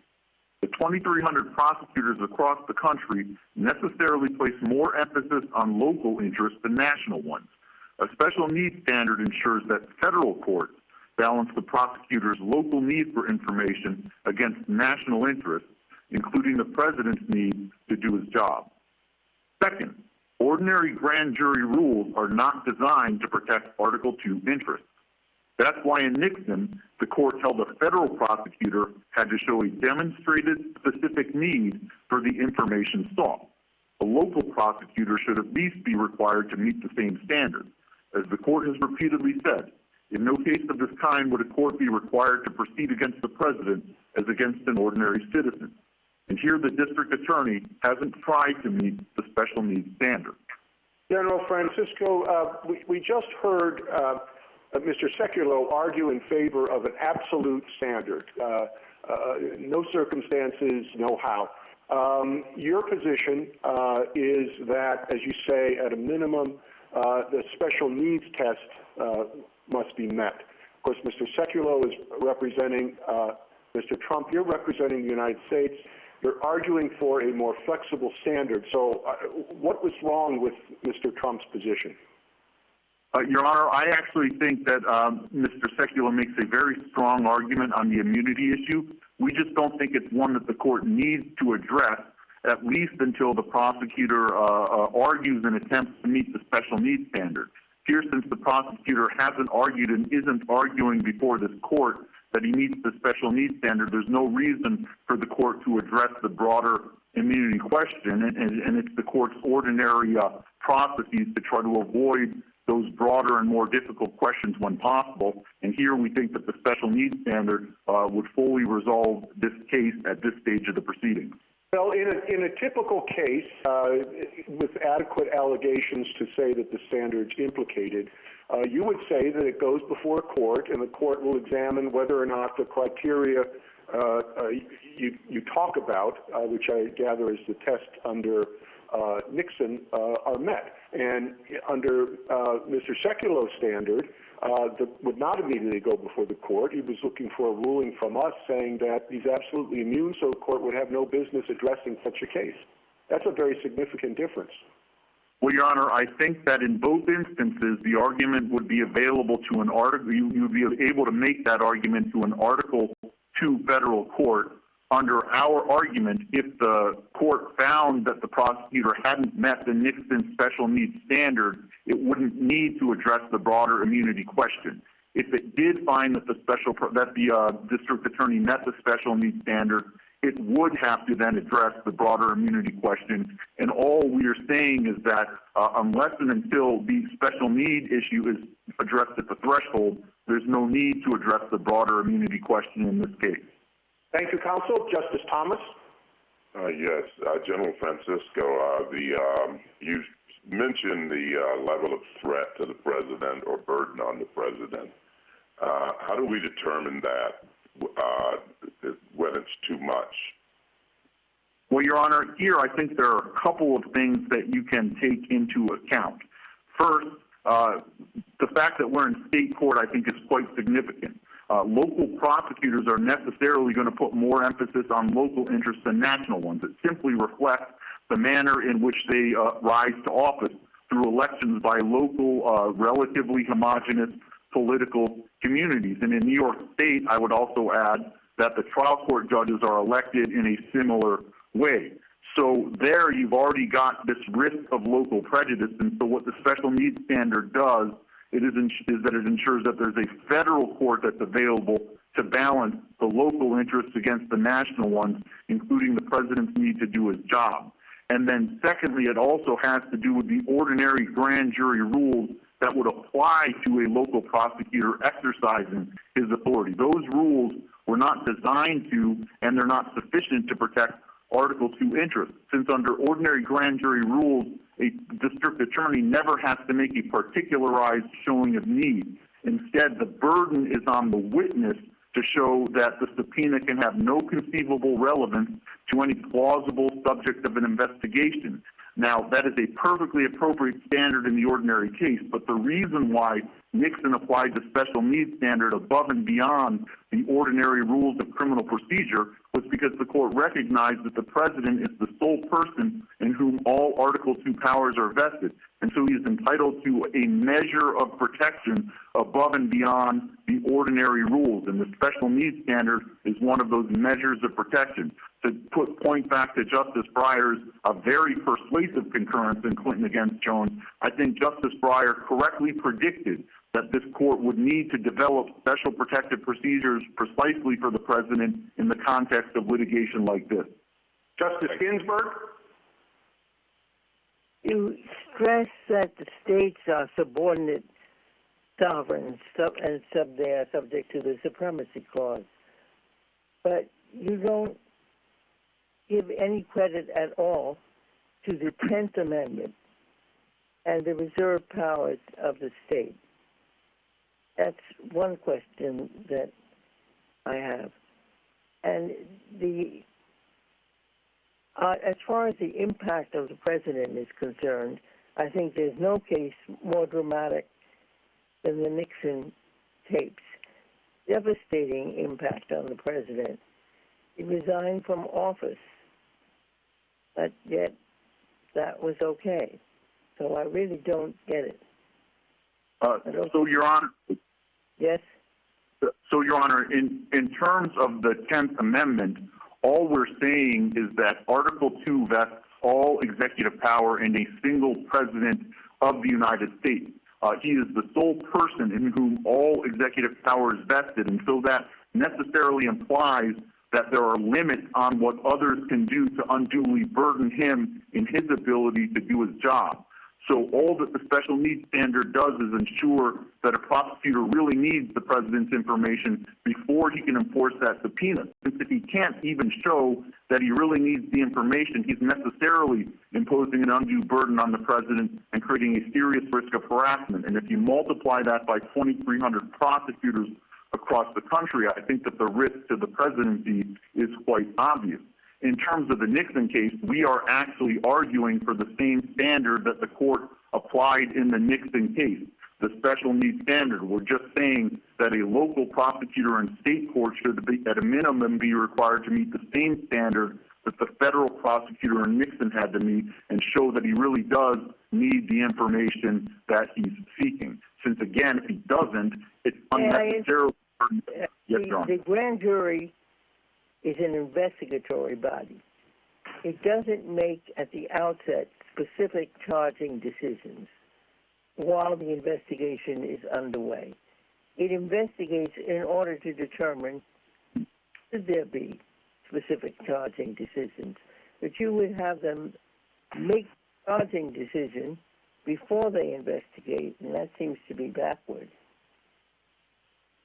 Your Honor, respectfully, no. I would simply urge that you apply the same standard that Judge Walsh applied in the Henry Fields case, which was a grand jury subpoena issued to the White House, where she concluded properly, in our view, that Nixon's special needs standard ought to apply to grand jury subpoenas. It's not, you don't have to make a charging decision, but you do have to show a demonstrated, specific, particularized need for the information pursuant to which you are issuing the grand jury subpoena. Justice Breyer? Thank you. General, I think that Nixon tape case has one thing for you, one thing against you. The thing against you, I think it was a case where executive privilege was asserted.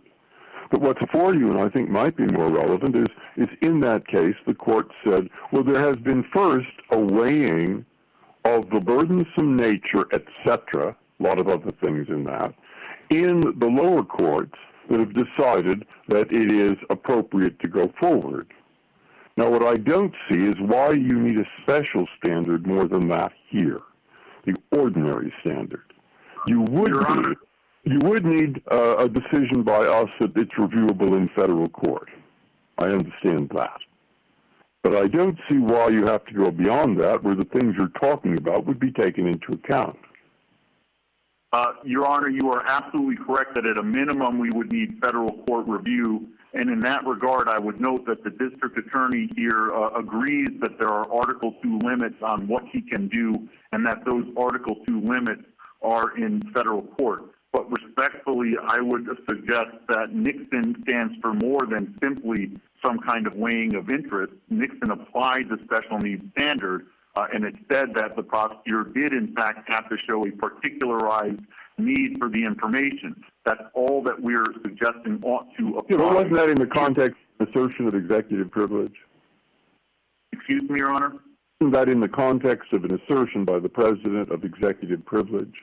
Yes, Your Honor, it was, but litigation about private conduct is also burdensome, and as the court recognized in Clinton against Jones, the President might well need more protection in state court than he gets in federal court precisely because of the risk of local prejudice, and that's why the court reserved judgment on that question. So I think when you put those two things together, it does make it entirely appropriate to hold a local prosecutor in state court to the same standard as the federal prosecutor was held to in the Nixon case. And indeed, even if you were to take the district attorney's own case-specific test, I think you would need the special needs standard. After all, we don't typically get discovery into a grand jury proceeding.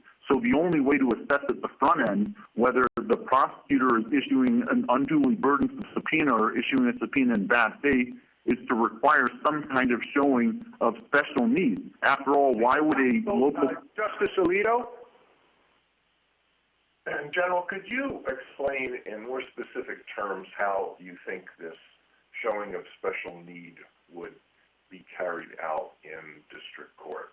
I assume that the prosecutor would have to make some kind of, would have to reveal what was being investigated and why this particular information was needed for or essential for the investigation. Now, would that be done, would that be reviewed by the judge ex parte? Would it be available to whoever the sitting president is to object to that, to review it and object to it? Your Honor, it's difficult to answer that question in a vacuum because I think it would very much depend on a particular case, but let me make my best stab at it. I think that in order to have meaningful judicial review, you would need, the prosecutor would need to make public as much as could responsibly be made public so that the president would have an opportunity and the president's lawyers would have an opportunity to make their case on the particular facts. If there is a certain amount of evidence that really cannot responsibly be made public, then I think it would be appropriate to consider ex parte proceedings or filing under seal. In all events, we think that that's the type of assessment that needs to be made when you're talking about subpoenas, unprecedented subpoenas like this one, that are from state and local prosecutors targeting the President of the United States. The other place I would point you to is, again, Judge Wald's very good opinion for the D.C. Circuit in the Field case, where she does walk through in some amount of detail and unpack how the special needs standard applies to grand jury subpoenas. How essential must the information be in order to meet this special needs standard? Does it have to be absolutely indispensable, not available from any other source by any conceivable means, or simply very useful? Your Honor, it's probably somewhere in between those two things. I think it's got to be. I think it's got to be critical to the charging decision, so it can't just be marginally useful or merely duplicative or interesting to a tangential side issue. It does have to be critical to the charging decision. If the information is readily available elsewhere, I don't see how a prosecutor could meet the special needs standard. And if the information he currently does have is sufficient for him to make a responsible charging decision, I also don't think how he could meet the special needs standard. So I guess I would put it somewhere. Justice Sotomayor? General,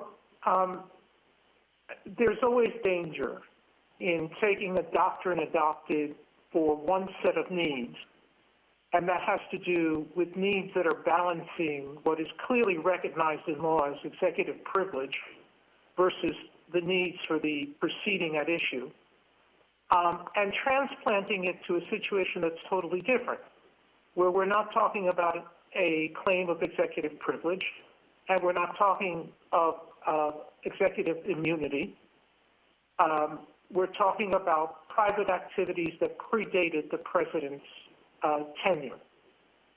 So why are we using all that transplanted language, and why don't we get to a standard that takes care of what you're worried about, which is harassment and interference, and simply ask whether the investigation is based on credible suspicion of criminal activity, and whether the subpoena is reasonably calculated to advance that investigation. A standard that looks to whether there is a good faith basis for the state prosecutor's actions, and whether the subpoena is reasonable in its scope and burdens. I don't understand why that sort of standard is inadequate, especially for a proceeding that involves secrecy, like a grand jury subpoena. For two reasons, Your Honor. First, for the reasons that I think Justice Breyer did persuasively explain in Clinton against Jones, even litigation about private conduct can be quite burdensome, and that is particularly so when you're talking about private conduct that's being litigated in state court pursuant to state procedures. So I think that's why he correctly predicted that this court would need in future cases to develop special protective procedures precisely in this context.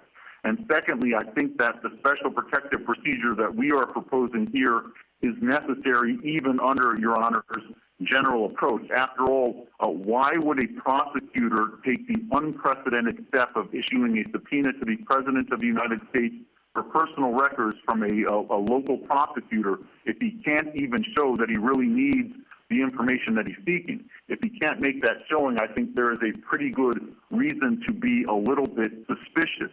After all, very few prosecutors... Justice Kagan? So, General, a couple of times now in response to Justice Breyer and Justice Sotomayor, you've explained why we should use the standard from executive privilege cases by saying, well, litigation about private conduct is also burdensome. But the point about executive privilege cases is not that it's burdensome. I mean, the critical factor is the weighty interest that a president has in communicating with advisors on official matters, often about national security, often about military matters, and the need for confidentiality in that. And that's why the Nixon standard was developed, not because of generalized ideas about burdensomeness, which can be dealt with in other ways. So again, why should that standard be used here?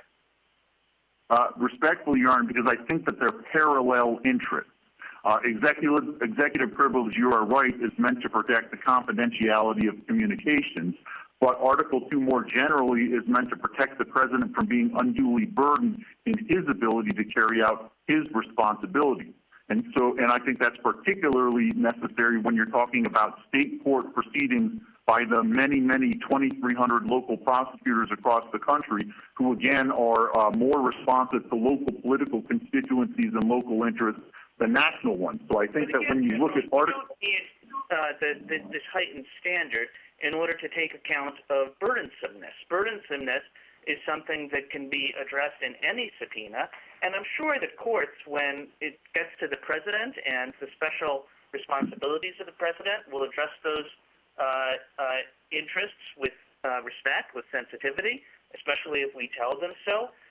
So why would you need this heightened standard that is meant to protect confidential communications about official government business?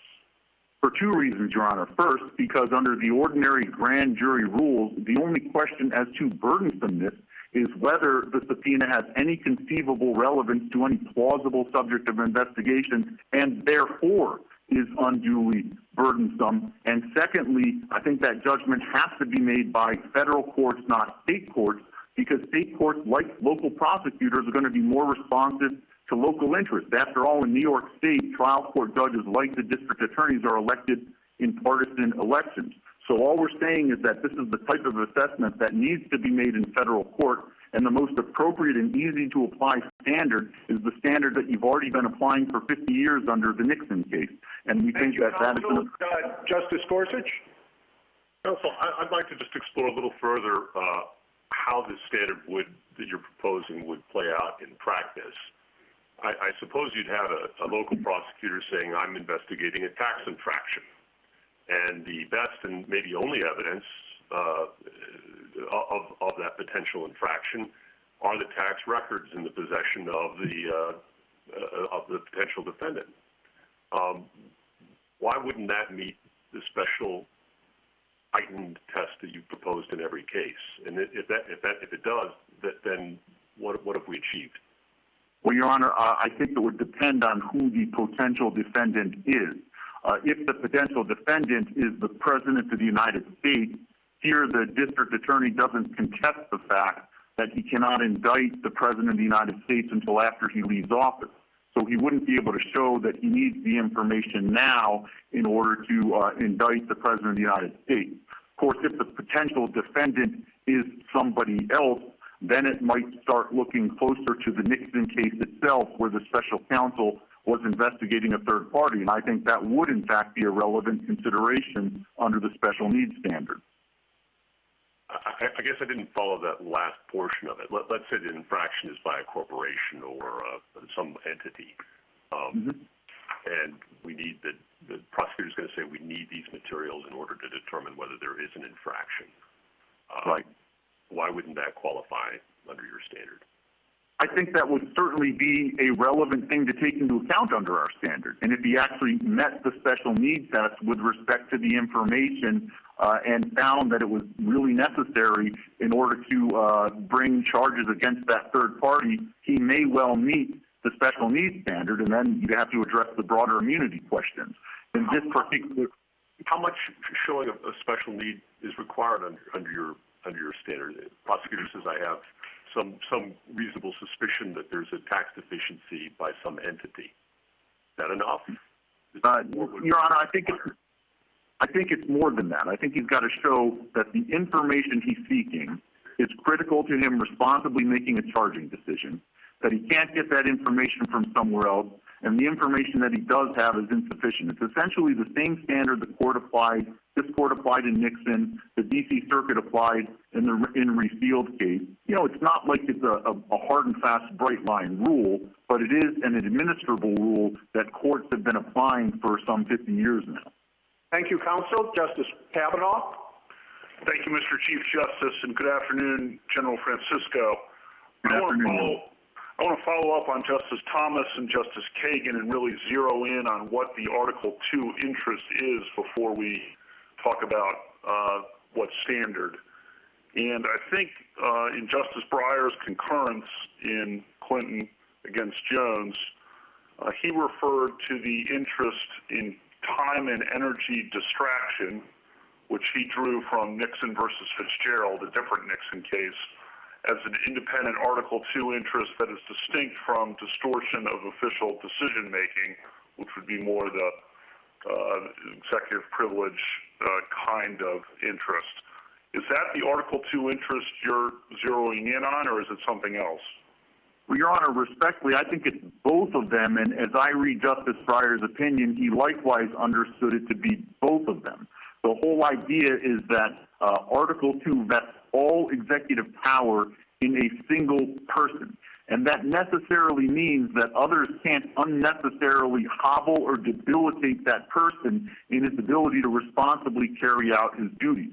So the whole point of the special needs standard is to ensure that others, including prosecutors, can't unnecessarily impede the president in carrying out his responsibilities. So at a minimum, they have to show that they really need the information that they're seeking. Since if you have 2,300 prosecutors that are unnecessarily hitting the president with subpoenas and none of them can actually show they really need that information, you're necessarily going to be undermining the president's ability to effectively carry out the Article 2 duties that the Constitution entrusts to him and to him alone on behalf of the entire country. Thank you, counsel. Mr. Dunn? Mr. Chief Justice, and may it please the Court, there are two principles at issue in this case. One is the central role of the President in the functioning of our national government, and the need to avoid interfering with the President's ability to carry out those important duties. The other principle is that under our Constitution, when a President acts as a private individual, he or she has responsibilities like every other citizen, including compliance with legal process. In particular, this Court has long held that American presidents are not above having to provide evidence in response to a law enforcement inquiry. We're mindful that as a state actor, our office cannot investigate a president for any official acts, and that we cannot prosecute a president while in office. But here, we're talking about a subpoena sent to a third party concerning private conduct by a variety of individuals and businesses. Yes, one of them is the president, but no one's been targeted or charged with anything. There's no claim of any official acts or any executive privilege. As the courts below found, the subpoena imposes no Article II burden whatsoever, and was not born of any political animus or intent to harass. Instead, it was prompted by public reports that certain business transactions in our jurisdiction were possibly illegal. Given those allegations, our office would have been remiss not to follow up. In response, the President asked the Court to overturn 200 years of precedent by declaring he has a blanket immunity while in office from any legal inquiry, even for his prior private acts, even though that could result in a permanent immunity for him and the other parties if the statutes of limitation expire, and even though it could prevent the discovery of evidence that could exonerate the individuals involved. Finally, his novel claim also asks the Court to presume that state actors have a, quote, reckless mania that will cause them to, quote, relentlessly harass presidents, and that state and federal courts will allow prosecutors to do so. Of course, there's no historical support for this claim, which flies in the face of federalism. The supposed floodgates have been open for generations, and there's never been a flood. The only thing new here is the subpoena comes from the state. But absent a constitutional burden, that shouldn't lead the Court to abandon its long-standing respect for state criminal proceedings. Thank you, counsel. We've had the cases this morning and this case, and they are in many respects very similar. In the case of the subpoena itself, they're identical. But I think in other respects, they're really quite different. The separation of powers case this morning involved entities in an ongoing relationship, the House and the President, and issues of this sort, although always very important, come up with some regularity. There's often disputes between the White House and Congress over documents, and almost always they're worked out because each of those branches have authorities and powers that affect each other. If the Senate asks for documents from the White House and the White House doesn't give them, then the Senate says, well, we're going to, take our time confirming the nominees and back and forth. But with respect to local prosecutors, you don't have that ongoing relationship. So the possibility of working something out is far less evident, and if you're doing that, the stakes are, well, it's just a little more difficult because there isn't that ongoing relationship. So shouldn't there be a higher standard before we permit the district attorneys from around the country, but they're also more request would yield relevant information. We think language like that would best treated with a categorical prophylactic rule. I just think that that's not appropriate here when it's also case specific. Thank you. Justice Ginsburg? The principal objections that have been raised is that when you're dealing with federal prosecutions, it's all controlled by the Attorney General.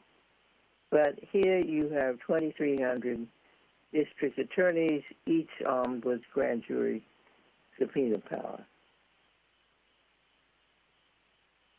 So the control exists in federal courts with the Attorney General at the helm and no one controlling all of these state district attorneys. I understand, Your Honor, and I think really what that gets centrally to is the consistent argument here about the parade of horribles, if you will. And if I could address that, I think there's several answers to that concern. First of all, there's really no empirical basis in history for this apocalyptic prediction. The same claim was made and rejected by this court in Nixon and then in Clinton. That, of course, was decades ago, and there's not been a flood of subpoenas or litigations or prosecutions of presidents by states or federal prosecutors. Second, as a practical matter, this notion that there are 2,300 prosecutors out there writing with their subpoena pads open, there's just no basis to think that an army of local prosecutors like that would even have jurisdiction over a president, especially for private conduct in the first place. Here, New York City, of course, has a particular connection to the Trump organization and its financial transactions because it's headquartered here. It's not likely that more than one or many states, much less 2,300 counties, will ever have that kind of connection to a president's private conduct. Third, I think as Justice Ginsburg, you mentioned in the last argument, this view that there's a reckless mania by local prosecutors contradicts this court's longstanding presumption in favor of regularity and deference to state proceedings. And so to finish off, the limitation I think that you're asking about really comes in the form of the case-specific showing that past cases from this court have established. Because if there is a concern about the behavior of a local prosecutor, any president, when necessary, but it's been few and far between over the decades, can run now not just into state court, which Clinton thought could be problematic, but can run into federal court and raise exactly the kind of claim that the president has raised here. That's the limitation. Thank you. Justice Breyer. Thank you. I agree with you that the two basic principles you set at the outcome are there: every man's evidence versus the constitutional statement that the president is the executive, Article 2, and they conflict. Just as in the first case, the power of Congress, Article 1 and Article 2 conflict. All right. I think that I would say they don't conflict, but yes, they're in tension. They're in tension. Fine. All right. Now, a possible solution is, say, no absolute rule, but just send it to the ordinary system for weighing the needs versus the burdens. And the different sides have to say what they are. And then have that reviewable in federal court.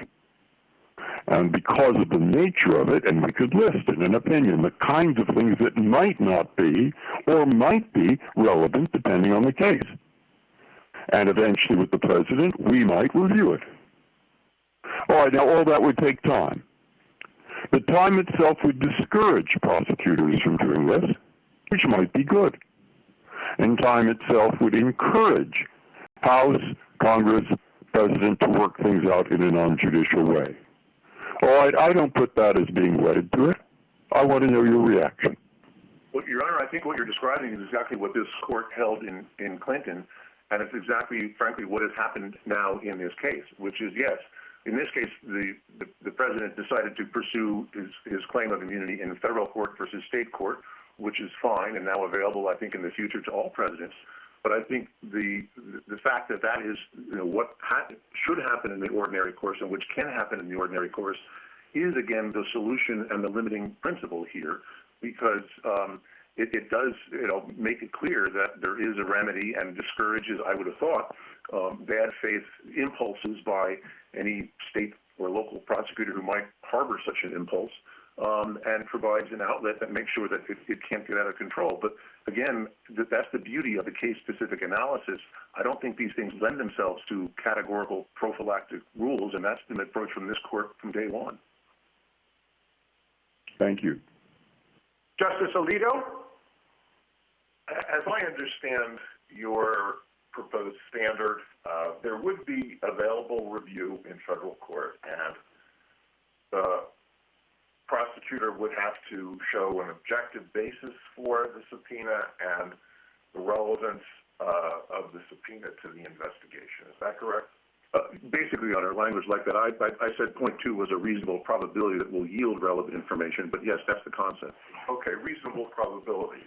What would be your objection to a somewhat more demanding standard? So the prosecutor would have to show that the information can't be obtained from another source, or it would be very difficult to obtain it from another source, and the information unless the information is obtained right now, as opposed to at the end of the president's term, there would be some serious prejudice to the investigation. Your Honor, I frankly don't think that any of those concepts are foreign to the standard that I articulated, and I think they are relevant, in fact, to the objective basis and relevance points. Here, for example, and again, I think that the court below, the district court in particular, heard our explanations, and including the fact that the reason why we went to Mazars is not to do an end run around negotiations with the president's lawyers. It's because Mazars, as the outside accounting firm, is, as far as we could tell, the only repository of what might be the most important documents in an investigation like this, which are not just the tax returns, but the surrounding accounting materials and work papers, et cetera, which shed light on the good faith or not of the transaction. So my short answer, I'm sorry, is that I think those concepts would be fine and not unduly burdensome in the context of the standard that I set forth. Can I ask you one other thing?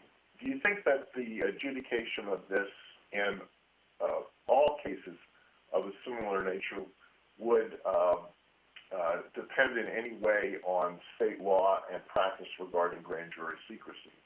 In federal court, the rules of grand jury secrecy are, of course, very strict. States have different rules. Suppose a particular state imposes no restriction on the revelation by a member of the grand jury or perhaps even by the prosecutor of the information that is supplied in compliance with a subpoena. Well, Your Honor, I'm not aware of any other states having that kind of lax or non-existent grand jury secrecy rule. I can assure the court that in New York State, our grand jury secrecy laws are at least as strict as under the federal system.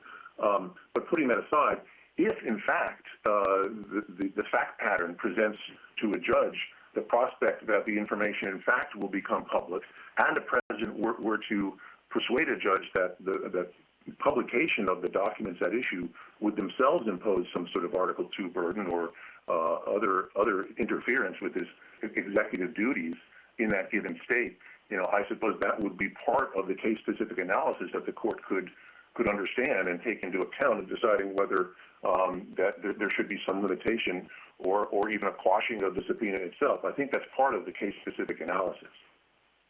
I mean, we both know that prosecutors have that there are prosecutors who leak all sorts of information, including grand jury information, to all sorts of media sources, including specifically the New York Times.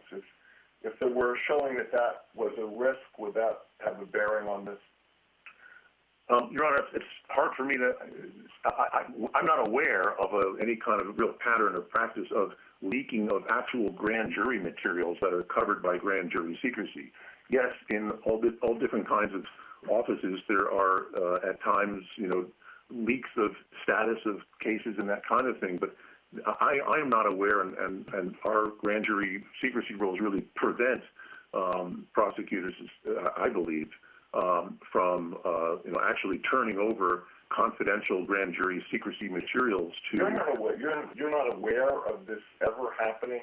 Your office is never requested by media in the New York City area to disclose confidential investigative information? No, well, they ask all the time, Your Honor, and the answer is consistently no, at least as far as I can represent. But what I'm trying to draw a distinction between is people commenting to reporters all the time, off the record, that kind of thing, versus turning over actual materials like, voluminous tax returns or other sensitive documents that have been gathered and which are covered by grand jury secrecy. That's what I just don't see happening here, and I think history supports that view. When you refer to an Article II burden, does that include the burden of harassment, the burden of using subpoenas for political purposes?